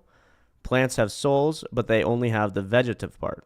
Animals too have souls, but they have only both the vegetative part and the sensitive part. Men have souls, and they have all the parts mentioned above. The soul is the formal cause of living things, or in modern terms, the soul is the process of life. The vegetative part is the ability or process of healing, growing, or digesting. The sensitive part is the ability or process of sensing things. And the rational part is the ability or process of thinking. But deny that animals can't have the rational part. Yeah, I'm not sure. Well, it doesn't seem like they do, but I guess you can't prove it. I mean, dude, crows literally puzzle solve. They ration. And that is true. That is true. And octopi. And octopi, dolphins, monkeys, ants. Brute animals are defined as non-thinking animals. Okay, so if you're just saying that non-thinking things can't think, yeah. Okay, so back to the thing. So the fetus. So a fetus. I don't care about the parasite thing, by the way. I mean, no, that's okay. I don't either. I'm willing to concede that there's a technical definition for parasite that includes fetuses. Still, it's not even technical. I knew that shit before I even said it. Well, to me, it's technical because in the normal sense, that's not how you would describe a parasite. What do you think a parasite is colloquially? Tell me. Something that's like a species that feeds off of another species, I guess, like to the other species' detriment, so it involves like species? lodges itself in. I mean, or an animal, a thing. I don't know, I guess it could be like a bacteria or something like that. But you have an image. You have an image of like a malicious, sort of relationship between alien from Aliens. Yeah, like the alien from Aliens, and you just kind of know what a parasite is, and there's no normal sense in which someone thinks of a fetus as a parasite. Those are examples of parasites. I don't think of those when I think of parasite. What do you think of when you think of a parasite? There's something. Well, I mean, usually I actually think of like a person who fucking steals money and shit. But okay, yeah. Like the actual one, I think like parasite is like a biological thing. I just think of something that feeds off of another thing without any benefit to itself. Right. Or sorry, without any benefit to the thing. To the host. To the host. Because symbiotic would be that it's beneficial to both parties. Right. And truly, I would think of a fetus as being more of a symbiotic relationship. I mean, it's not. even that's a little brute. Well, because the mother loves the fetus and it gives her life purpose and meaning. It's like a more metaphysical symbiosis. It's not like So obvious. are you like, saying that as long as that I have, well, I mean, you're saying it's an emotional symbiosis, but Yeah. so as long as that the mother isn't, you know, doesn't like the kid, it's parasite. Like, well, that's what it seems like because that's what they treat it like. So maybe that's true. But you were making Well, a so point specifically before they the treat parasite thing. You're making a point before the parasite thing, like just by the nature of the child, or the fetus, the parasite think- existing doesn't mean the mother has to take care of it. So the point that I'm making is in the same way that the parents aren't obligated by law to donate any of their bodily organs or bodily fluids to their kid if they need a surgery. I don't think they should be obligated to donate 9 months of their life, possibly more, also money and their body for the fetus to exist. I think a parent should be honestly legally obligated to donate at least 9 months of their lives to save their What's own the child's difference? life. So it's not it's not just the time, it's also the money. irrevocable changes to their body, things that will never be back to the way they are. Right, ever. they won't. It's Okay, even- they won't be as it's even sexy as they worse. once were. I mean, who cares? It's a child. It's like a thing. What are you like, talking about? It's Sexy? a life. I'm talking about. Okay, so first of all, I don't care about whether or not it's life. I don't know why we're caring. We don't care about life. We don't care about the individual cells of a thing. Like, all right. I don't know why people harp on the word life.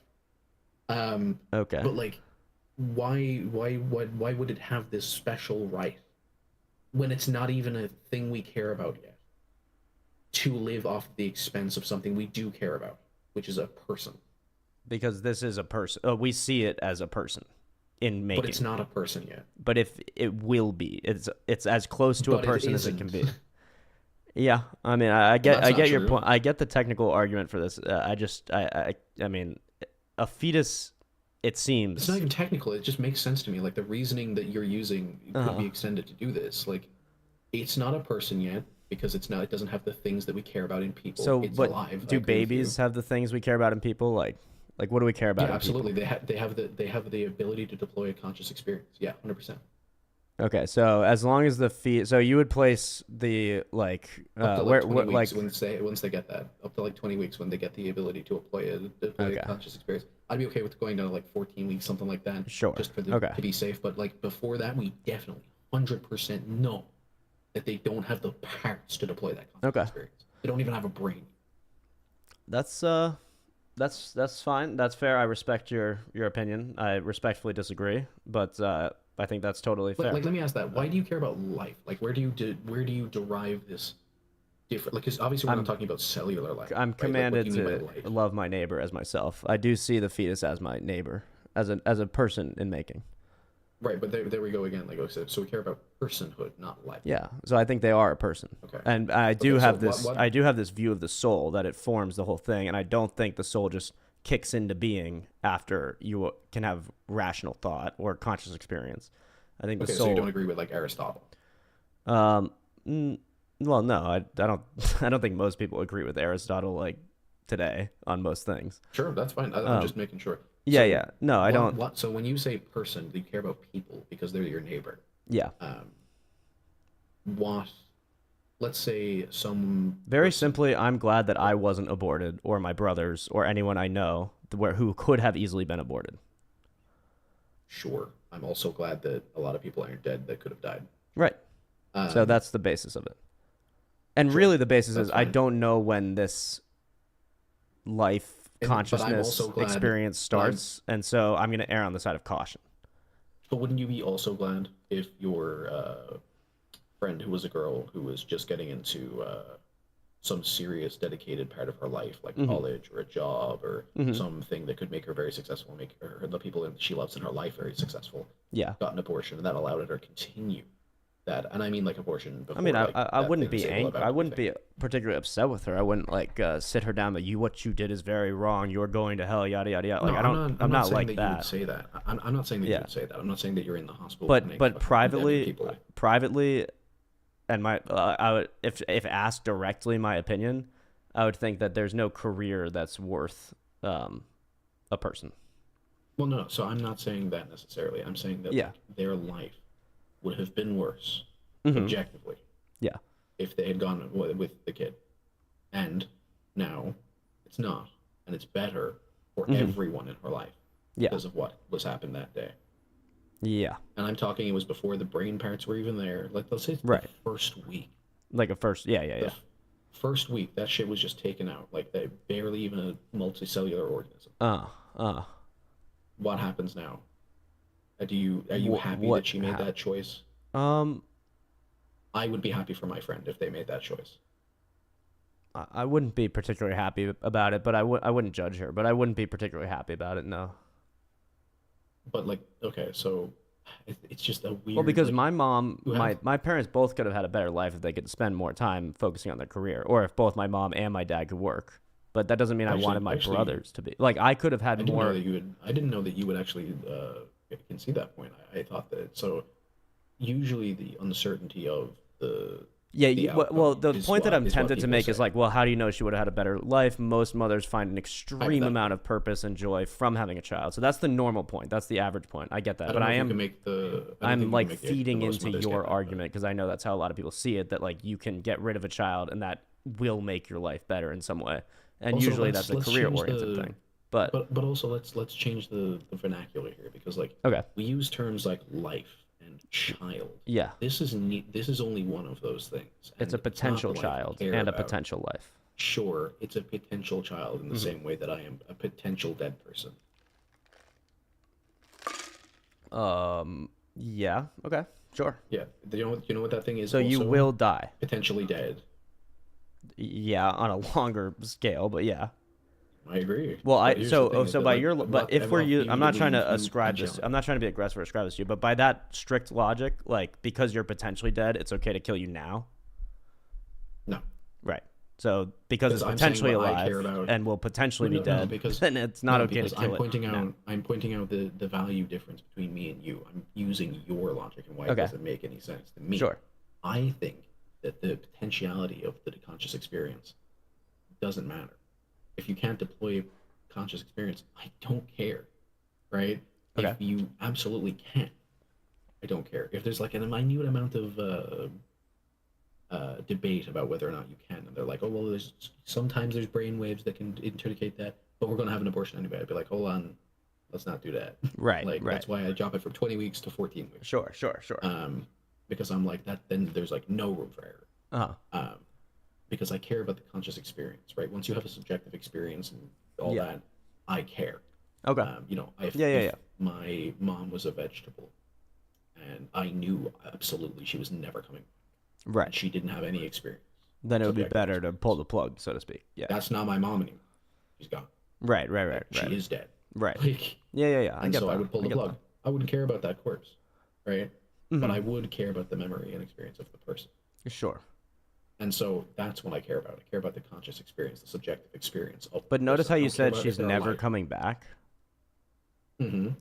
So it's a different example because in this case, it's the exact opposite example actually, because by definition going to they be a person, will yeah. come into being. Like they will come into being. That's going to happen. Second prong, and this is the second prong of my argument. Is that Okay. that person, the brain dead person, Mm-hmm. doesn't live at the expense of anything. They just Yeah, they are do. there. They live at the expense of No, either they the don't. state or you or the hospital or whatever. No, they make money off of that. They make 100% money creates off of jobs. being in a coma. They literally create. Yeah, they have to obtain maintenance, creates jobs, great for the economy. But I don't know why what? people What always do you- use this argument. It literally creates jobs. I mean, I've never heard this argument, so I've never made it before, certainly. But I don't understand in what sense is your mother not living at your mother, the brain your dead hypothetical person mother require who's in a maintenance? coma and is not coming back? They are taking resources. That's literally what They they're are, but they're also providing jobs. They're stimulating Jobs. the economy. Wait, a coma patient They stimulate require the maintenance. economy? In the same way that a computer running code requires maintenance and stimulates the economy, the exact same thing is true for that person. 100%. That's just how it works. Okay. Like, it's a weird view of it, but that's how it works. like they do. So who's paying for her to be taken care of? I mean, usually it's when they go past term of expected, recovery, it's private. So yeah. So they pay out of pocket. So you pay the child or something. Well, I pay the hospital. Right. To stimulate those jobs. Yeah. And those jobs and the economy and the work. Yeah. Okay, I've never heard but, that. But this is the difference. I have to right? think Is about that like because I guess I see what you're saying, but it seems extremely counterintuitive. Like there is a counter use for that person that is taking up resources. There is none for the child, quote unquote, right? The zygote, no. Mm-hmm. There's no benefit. In fact, there might even be a non-benefit. Well, the benefit is having the benefit. Well, one of the main the meta benefits is an increasing birth rate. We don't need that. I think we do. A lot of countries do. Korea, for instance, really, really does, but that's not really an abortion problem. That's got other things. And Japan. I don't care about keeping race. You don't care about keeping birth rates up? I don't care about keeping races. Well, then 8 billion people. I care about the human race. Yeah, the human race requires there to be higher birth rates, like in the West, or unless you just don't care where those humans are. But the only places with high enough birth rates are like third world countries and China, and India. Yeah, because they have nothing else to do. Yeah. So I don't care about replacing us. I care about actually there being. Have you ever seen the show Utopia? No, I don't think so. So Utopia, it basically is like we have a population problem. There's 7 billion people. It's built for one. Let us only make it so that 1% of the population can breed. Right. Obviously the whole thing is that they stop this, and I'm not for this. I want to be very clear. I'm not. For Yeah. That was the China two-child policy. No, they're genetically making it so you can't breed. Right. I mean, that's even worse. But that's the extreme version of what they were actually doing in China for a while. Right. But here's the thing. If the only reason you want to keep birth rates up when they're declining is we want the same number of people that there was before, and I don't care. Or more. In fact, we do have a population problem. We all know this. If we want to decrease population and people are like, oh, only third world countries and India are keeping them up. Okay, cool. Why do we care? I guess are we trying to keep culture through our races? Because I think that leads to a very weird view of society. So I mean, well, it seems even weirder to say I only care about the net number of people on Earth. So I don't That's really. Exactly what I think. So I don't think no matter what culture you actually come from, eventually you will reach. But so you don't care if there's cultural collapse, like Ireland disappears, the Irish people, the culture disappears, or the European culture and people, or the American. That just doesn't. That doesn't matter. All our cultures are going to disappear. They're already gone. Yeah. So, but that's good. 100 years ago. We're not them anymore. Ireland now is not the same as Ireland 100 years ago. It's gone. Right. That culture is fucking gone. Yeah. It happens all the time. People care whether or not it's based on race for some stupid reason, and I don't care. Okay, interesting. I only care about whether or not we have enough food to feed 8 billion people. Well, it's my understanding that we have more than enough food to feed everyone on Earth multiple times over. It's just that the distribution of it is so screwed up that doesn't happen. That causes starvation. Yeah. Also, the amount of land that we have, the topsoil that used to be able to produce it is degrading. Yeah. So rapidly. yeah. So there's a multitude of problems that need to be fixed at once. But I don't think the answer to those problems is the cessation of human breeding or life. I would agree. I don't think that we should intentionally do that. But if it happens and I'm edited, and I want to fix it. Yeah, if that's just the way it goes, I mean, what can I really say? I don't know. You're right. Cultures collapse and disappear, and it's not like our cultures won't be maintained. Let's say that a bunch of Indians immigrate to America, right? And then through 7 generations, America is now completely Indian. Completely Indian. Do you think? Yeah. Do you think that, South Asian is the race? But, okay. Do you think that capitalism in fucking America is gonna collapse? No, it's not. Well, no, definitely not. There would probably be some hybrid American Indian culture that would probably lean towards. And would probably lean towards American. It's especially America. because Yeah, it it's depends like on a how it happened, but immigrant-based- yeah. It's like an immigrant-based like melting pot. Right. So like, it'll probably keep most of its values. Okay. Yeah. So see what I mean? Like I don't like these cultures will mix and turn into like how do you think we're here? Like we are the result of this. Like we think we're the best and the Well, baddest. we are the result of normal birth rates. Us, like we wouldn't be here if there was a sub 2.1 birth rate in any of the places we came from. Humans came down to 3,000 people in Africa in like 700. Yeah, and that was a Not problem. 700. Exactly. You're right. It was a problem. Yeah. But that was natural birth rates. Yeah. I don't care. Yeah, exactly. Like, if it's natural, or when it goes up- I think we agree that we shouldn't cause it to happen unnaturally. Is what we agree. I on. agree, but would I prefer if it went down so that it was within the Goldilocks zone of actually having like the amount of people that we can sustain on the planet? I would. Yeah, I think that's a myth that we're out of this Goldilocks zone, or that the Goldilocks getting zone out of doesn't it. No, expand no. with us. We're- So for one thing, it's like we're getting out of it. more brains equals more innovation. To me, I think that's true. There isn't any amount of brains that can fix global warming. How do you? It'll Whoa. just keep happening. Whoa. Why do you say that? Because it's a okay. Do you think we can control the fucking weather? Yeah, I think we can figure that out. We literally did. Remember Do the you think dust? we can control the weather? Yeah, well, not right now, but we have controlled the environment when it was threatened, when we were threatened by it in the past, and we can do it again. So, Name for one instance, time. the Dust Bowl in America, it was literally Dust the Bowl. invention of mass irrigation, which saved America from massive starvation. And it That's was not the it was a environment. technological innovation, and that was a climate-based thing. We screwed up the climate. It was not our farming practices were wrong and bad and detrimental to the environment. That isn't us changing the environment. Yeah, it is. Well, there's No. now fertile land in the middle of the. What are you talking about? No, you're talking about making topsoil good again, making land good Yeah, again. I think we can do that. I'm talking about stopping the amount of CO2 that is in the air. That seems even easier to me. You think that that's easy? Yeah, easier than well. Okay. Easy conceptually. Like I don't know how to do it. I'm sure the science is very difficult. I think if we have enough smart people working on the problem, it will be figured out. Though I don't think that's even controversial. That The doesn't even biggest solution sound to the controversial. problem is Trees less can do it. people If we can but less just production. What's that? The biggest solution has already been fucking found, and we're not doing it. Yeah, so cycling, that proves you my know. point. It's like we know the solution. Plant more trees, which we're And we're working not on. doing We're it. doing. Plant more trees. If we can get our shit together and do that, it does seem like we can reverse climate change, and keep We it. can't with reverse it. It's already done. We've already. I gone know past everyone the says zone this. where I it's just don't believe that. They said that in the '60s. They said in the '80s. They said in the '40s. They've been saying this for over 100 years, probably longer.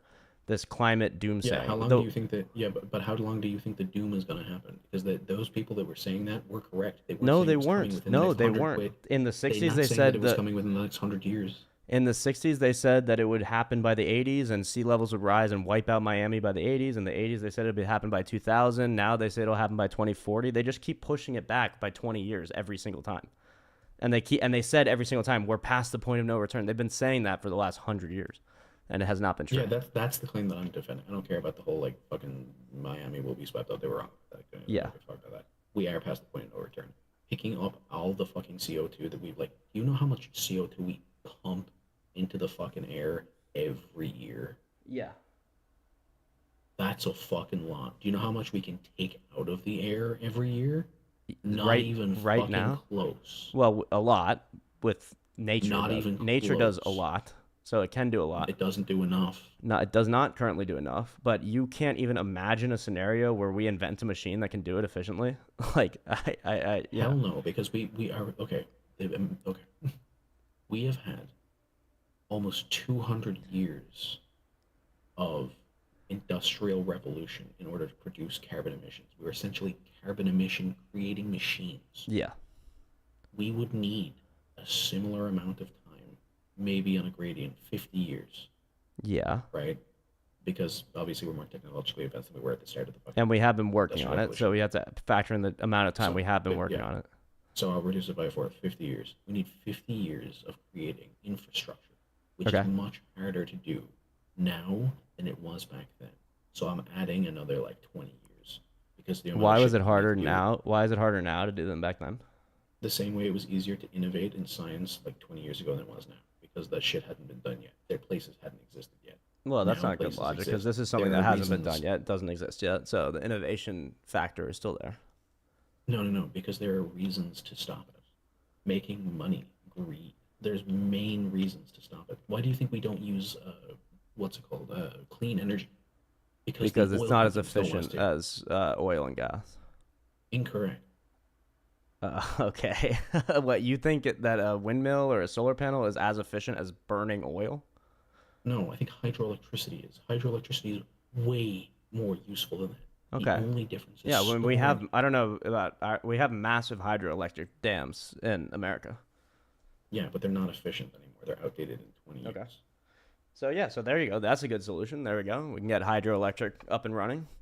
I mean, But we're not you're doing it. offering solutions, which I think is a good thing. I mean, all I'm trying to say is I have a positive, optimistic view of how humanity deals with problems and how we've been doomsaying about the climate literally since probably like 6,000 BC.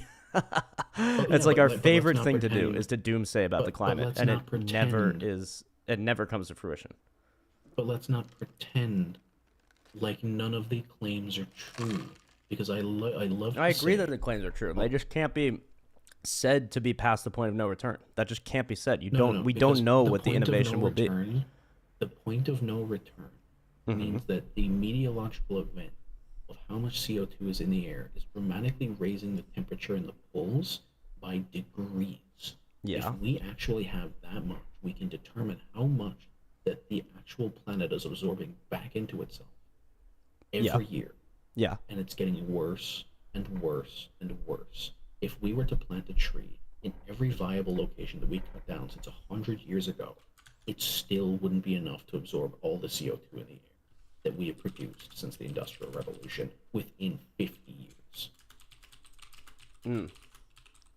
I know I've heard all these things before. I'm just not sure where it comes from, but Sure. So it's fair. Even if these things are true, what you're saying, I'll concede them as true for the time being. That still says nothing about whether we can reverse it. Like nothing. Okay. Right? Because if we can cool down the earth and if we can pump CO2 back and If like we convert could it fix it, into is what you're soil, saying. that'll be a good solution. If we convert the CO2 into like manure for better topsoil to grow more plants to then take more CO2. If there's a solution, Yeah, I mean, you're just then saying, these you're statistics. saying if there's a solution, then it's fine. Yeah, But and there then isn't. I happen to know that the entire scientific community is hard at work on these types of solutions, and I have faith in the human race. I don't know. I just it doesn't seem so doomsay, gloom and doom to me. Well, yeah, I mean, like, dude, if you read the fucking science about it, we could have done this like 100 years ago. Yeah. And the planet would have been very stable. Now it's gonna rapidly go out of control. Mm-hmm. Yeah. Like,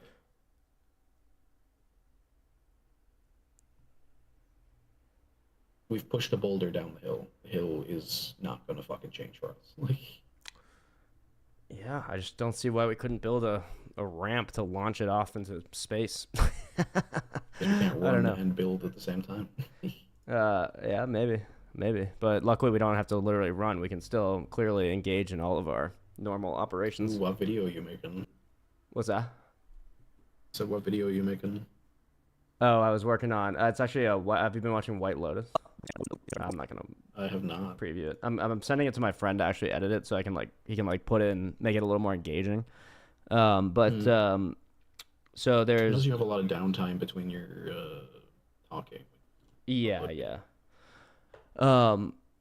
So basically, in White Lotus, I don't really want to spoil it, but there. Also, real quick, I'm just gonna, because Mm. Sean has said two things since. Oh, we've yeah, been okay, talking let's still see. about the fetus.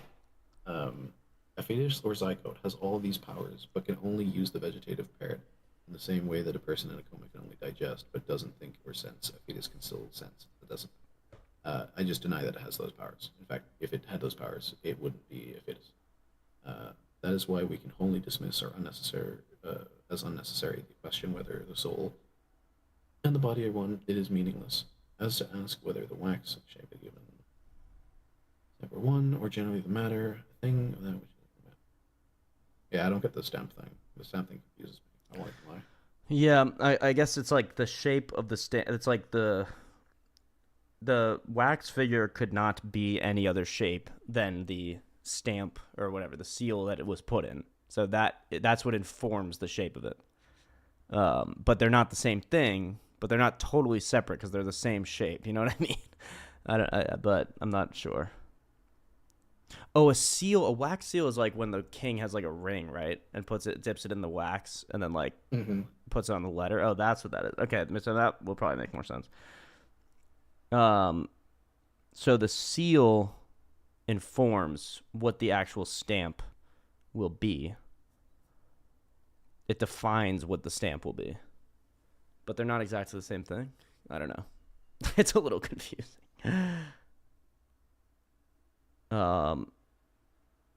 Yeah. Okay. Well, very interesting stuff. Very interesting stuff today, fellas. For sure. And I definitely have I do understand the climate emergency. I understand that it is a real problem. My take on it is just what we were talking about, but yeah. My take on it is just an optimistic take. We've faced climate disasters as people before, and we've worked it out. So there's, I would say, to continue to, well, the Dust Bowl certainly was a major example of that. I don't remember anyone fighting off the tsunami in Japan. But not local climate disasters, but long-term, slow, bearing down deaths. People have worked out. Again, Mother Nature always has her way with us, so whatever she decides in the end, we will have to sort of comply with. But again, that's another reason to be optimistic rather than pessimistic, because it's like if you're just at the whim of Earth, sort of, then well, you might as well enjoy the last few moments or something. I don't know, rather than be bummed about it. I mean, to the aspiring scientists and people that might be interested in solving this problem or really feel strongly about it, then yeah, I mean, see it as the most pressing issue. Like, take it on with the sense of imminent threat and death, because that's the only way we will solve it. I just also believe there are those people out there doing it. I agree that there would be an opportunity for us to solve it if we faced it with imminence. With imminence, yeah. So far, but so far it has been almost 100 years, and it seems like people, don't give a shit. So, well, I don't know if that's entirely true. Smog is non-existent in LA, whereas it used to be totally ubiquitous. But that's because a lot of your industry has been fucked. But yeah, I mean, yeah. You don't have the industry plants anymore; they've just been moved. Yeah. So, for instance, all the steel things are gone from England now. I guess they don't have any smog there either. But right now it's all in India, China, and in Asia. So, did you see that, by the way? The thing where China was just like, we make 12, or America was like, we make 12% of your GDP, and China's like, we don't care. We do not care. Yeah. We don't give a fuck. I cannot actually give more of an example of how the world thinks of America than that clip. Yeah. We don't care. We don't give a fuck. Yeah. Well, China definitely, they're probably our only real competitor in terms of global exporting. The fact that you think that they're a competitor is crazy. Well, they are. Well, what do you mean? They're in a different fucking league. Yeah, at making like low cost items. We make, well, they make everything, dude. Everything. Yeah, I guess pretty much everything. They make all the steel. Yeah, I mean, that is a problem for sure. Like everything that is in your army, all the shit that you have, that's made of steel, comes from China. Right. And you're trying to get into a tariff war with them. Well, that's how we would get it back. That's how we would get the manufacturing back. But again, I don't think that's a right way to. I don't think it's necessarily good to force manufacturing to come back if the free market has already decided it to go somewhere else. That's to wrap back around, I suppose, from the start of this stream. Yeah. That's why are we on tariffs now? Oh, we're just ending. Yeah, we're just ending now. Yeah. But that's really the way the whole world kind of views this, right? is that like China makes everything. Yeah. Even the shit that says that it's not from China is from China. Right? Yeah. Like the fucking bags that get for go to Italy. The only thing that's made in Italy is actually the stamps. Right. Which all the materials for those are bought in China. They're just assembled in Italy. Yeah. So like Italy makes everything, or not Italy, China makes everything. Yeah. And America's like, we're going to place tariffs on them. We're going to get it back. Yeah. And I'm like, everyone in the planet is just like, what is happening? Why are you doing this? You're just making your people suffer for no reason. Just accept you're not the best. Just roll accept over. it like the rest of us. Just roll over. But that's why America is great, because we don't roll over. It's arrogant. China is a You're tyrannical, not the best. authoritarian regime. So I don't is want them America. to own everything. I don't want them to be easy for them to own everything. They already own. I know they everything. do, It's done. and that's why. It's And the difference done. between America and the rest of the world is we don't roll over. Dude, do exactly what the rest of the world did, and just accept it. It's the way it is. Obviously, if they become pricks, guess what's going to happen? The world is going to realize they're pricks. The same way They that have. Trump became office. They have. Exactly. Yeah. Exactly. I agree. They're pricks sometimes. I agree. Are No, they in much like the pricks as most Russia invading egregious way. Ukraine? There's almost no human rights. I mean, there are smaller countries. There's no country on that scale that commits human rights violations as egregiously as China does. India. India has concentration camps. Yeah. Oh well, maybe India Also does a whole too. caste system. I don't think we should roll over for India too if that's what they're up to. But I mean, they also have a whole caste system, which like racially the caste system is totally discriminates. yeah, I totally agree. Totally disagree with that. Right. Yeah. Also, So, but I mean, wouldn't. I what is your wouldn't. biggest supporter? I wouldn't is roll up. I literally wouldn't roll Israel, over to which is- either of those people. But you literally support Israel like as a country. Like I as support a country, you Israel support as a Israel, country. which does worse things than China. I don't think Israel does worse things than China. Definitely not. What are you talking about? Israel does not have concentration camps. I disagree with the way that have they treat the Gaza segregated Strip. roads. What's that? And they bomb the fuck out of people who are right beside them to take their land because they believe they were promised it 7,000 years ago. Okay, I think it's a little more complex than that in a sense that I don't have time to get into that per se or energy. But I'm that's talking true. about Also, are then there before that, I'm gonna- is there race-based concentration camps in and death camps? I mean, worked to death for no money, enslaved in Israel. enslavement camps? No. No, there aren't. There are in China. China's a way prison bigger camps. threat than Israel. So I don't even, There in are a prisoners certain of way, I don't war even give a shit about Israel or Gaza or whatever. Because one, I don't know what's going on there. I can't make arguments about that because I'm not versed in it. But I know that the Uyghur Muslims are literally being exterminated and forced Adolf Hitler style into concentration camps. That's not acceptable to me. And I have no desire to say, yeah, let's just go with the rest of the world and give China everything. Let's just make sure China It's doesn't have a streets. hard time at all with anything. They Streets. just do what they want. I mean, what? Streets. Everything you said Mm-hmm. is literally keeping them alive. In concentration camps, all of that. You know what Israel's doing? Bombing the shit out of them. Which, I don't agree with that either. But you're making a false equivalency. Like, oh, I don't agree with China. So, and I maybe agree with Israel, although I don't know how you heard that. I don't think I've ever said No, that. I'm talking about America. I'm talking about America. I'm not talking about Oh, about America in general. Okay.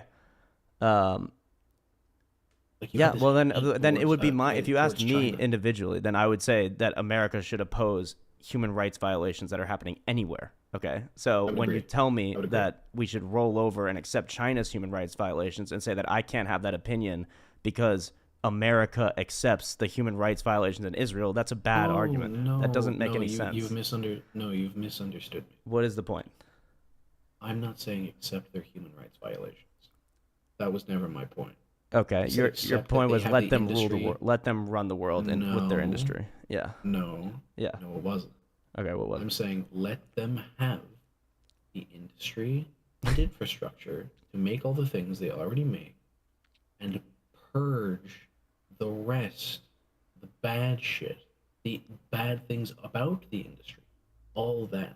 When Okay. you guys did slavery, did Yeah. we just bomb the shit out of you or economically ruin the country? Yeah. No, we reformed it so that it was better and became a better country. I want agree. the same for China. I want the same I for want the every same for country in China the as world. well. Yeah. I want to say it for every country in the world. Mhm. And what America has to do is fucking accept that it will never be the king of trade again, and it never was. All right, that's fair. It definitely was. But I mean, it was the king I of agree that soccer it's for a not while. now. And yeah, I guess we agree that the best way to approach China would be to reform it from the inside. I can completely agree with that. I agree. I agree, but completely the agree with tariffs- that. The tariffs, not the fucking way. Yeah, I don't. I'm not. Tariffs- It's not my position to defend tariffs. I mean, I'm no, like I'm a free bringing it up. market I'm not- capitalist, so yeah. tariffs are already anti that. But yeah. I'm bringing it up. I'm not saddling you with that. Yeah. I'm more I saying just, like, but the way that you were phrasing it before is like just let China do its thing. It's like no, there's no No, I'm part of saying me that just wants let to them let be- China do its thing. I'm saying let them be the king of fucking industry. 'Cause Yeah, they I are. don't even Now want to do that. reform. I don't want to make Now anything easy reform. for them. Nothing. Okay, you're. I feel like you're just focusing on the let them do X part and being like, I don't like them. I don't like them. I'm like, okay, I'm not saying let them fucking keep killing people and Right. making them work to the bone. I'm not saying that. Yeah. Let's But just let them reform be the trade rulers of the world. That's all right. Fair enough. That's a good. I mean, that's your I take. feel like there's a bit oversimplification. Obviously, they're going to need rules, right? I don't think that first of all, you're an open market capitalist, so the minute we reform them, they are going to be the rulers of the world. So I feel like you're going to have to change your position there. No yeah. matter what country is that, because then they are the rulers. No, you're right. I mean, you're right. That's I do have to concede that they have the best trade. Yeah, and I They have mean, the most there- resources, and if there's a free market capitalism in place globally, yeah. But no matter so what ethical system they have, one they're of the gonna be reasons they rulers have of the the world. best manufacturing though is that they employ like basically slave labor. So if free market capitalism agree. costs slave labor, I don't agree. I'd rather concede and give up my claim to free market capitalism and get rid of the slave labor. So that's my official stance on that. I mean, I don't know if they I think we would be the agree. trade rulers of the world if they didn't have such cheap labor. Maybe they would. It would Maybe it they would be India after a while. It would be India. India would be the second place. There's a quote that I don't remember where it comes from. Capitalism chases the slave. Where basically wherever there are slaves, that is going to be where capitalism. Yeah. So I guess to end it off, my official position is let's just end slavery everywhere. How about that? We can agree on that, I huh? agree. Let's just toss Exodus 21 into the fucking book. No, but I'm joking. Yeah, nice little my last last question word is- there. How about let's love our neighbors as ourselves? How about that? There we go. Let's we go. do Yeah, that. we can contrast. I think that. we can Yeah. all agree with what God actually said. And I'm getting my cheap shots in here, but No, that's fine. That's thank fine. you, everybody. Did you watch Daredevil yet? No, but it's coming up. Okay. Last I'm gonna night was ask you the that first time I every was week. like looking for something. I was like, it's time for Daredevil, and then I got distracted. But that means it's coming up. Okay. Yeah. Okay. Thank you, everybody. Good stuff. We'll see you We next got it. time on Wednesday. All right.